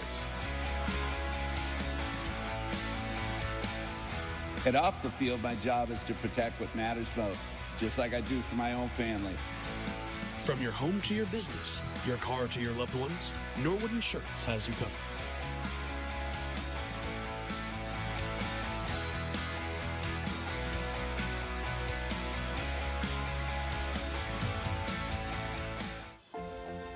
It takes teamwork to succeed, be it in the community, athletics, or everyday life. The Massachusetts Pirates are more than a football team.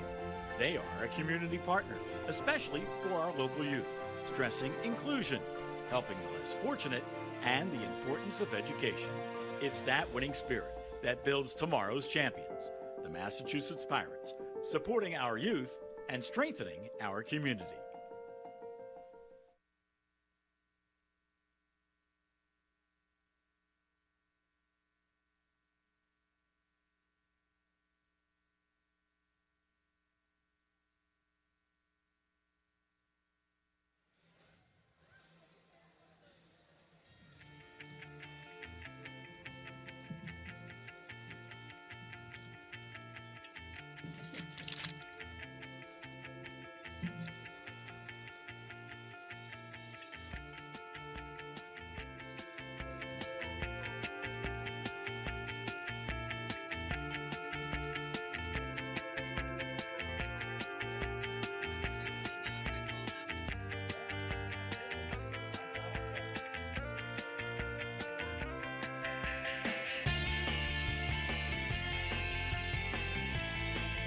Once again, your final score tonight, 37-33, as Quad Cities defeats the Massachusetts Pirates. No Puka Williams, no Guy Thomas. Pirates playing shorthanded. Did get 3 touchdowns from Kenji Bahar and forced 3 turnovers, but it was not enough. Pirates now go to 0-2, but they'll be back here at the Tsongas Center on April the 12th, 7:05, as they take on the Fishers Freight. Now for the entire staff, I'm Mick Monahan. Thanks for joining us this time around, and so long again, everybody.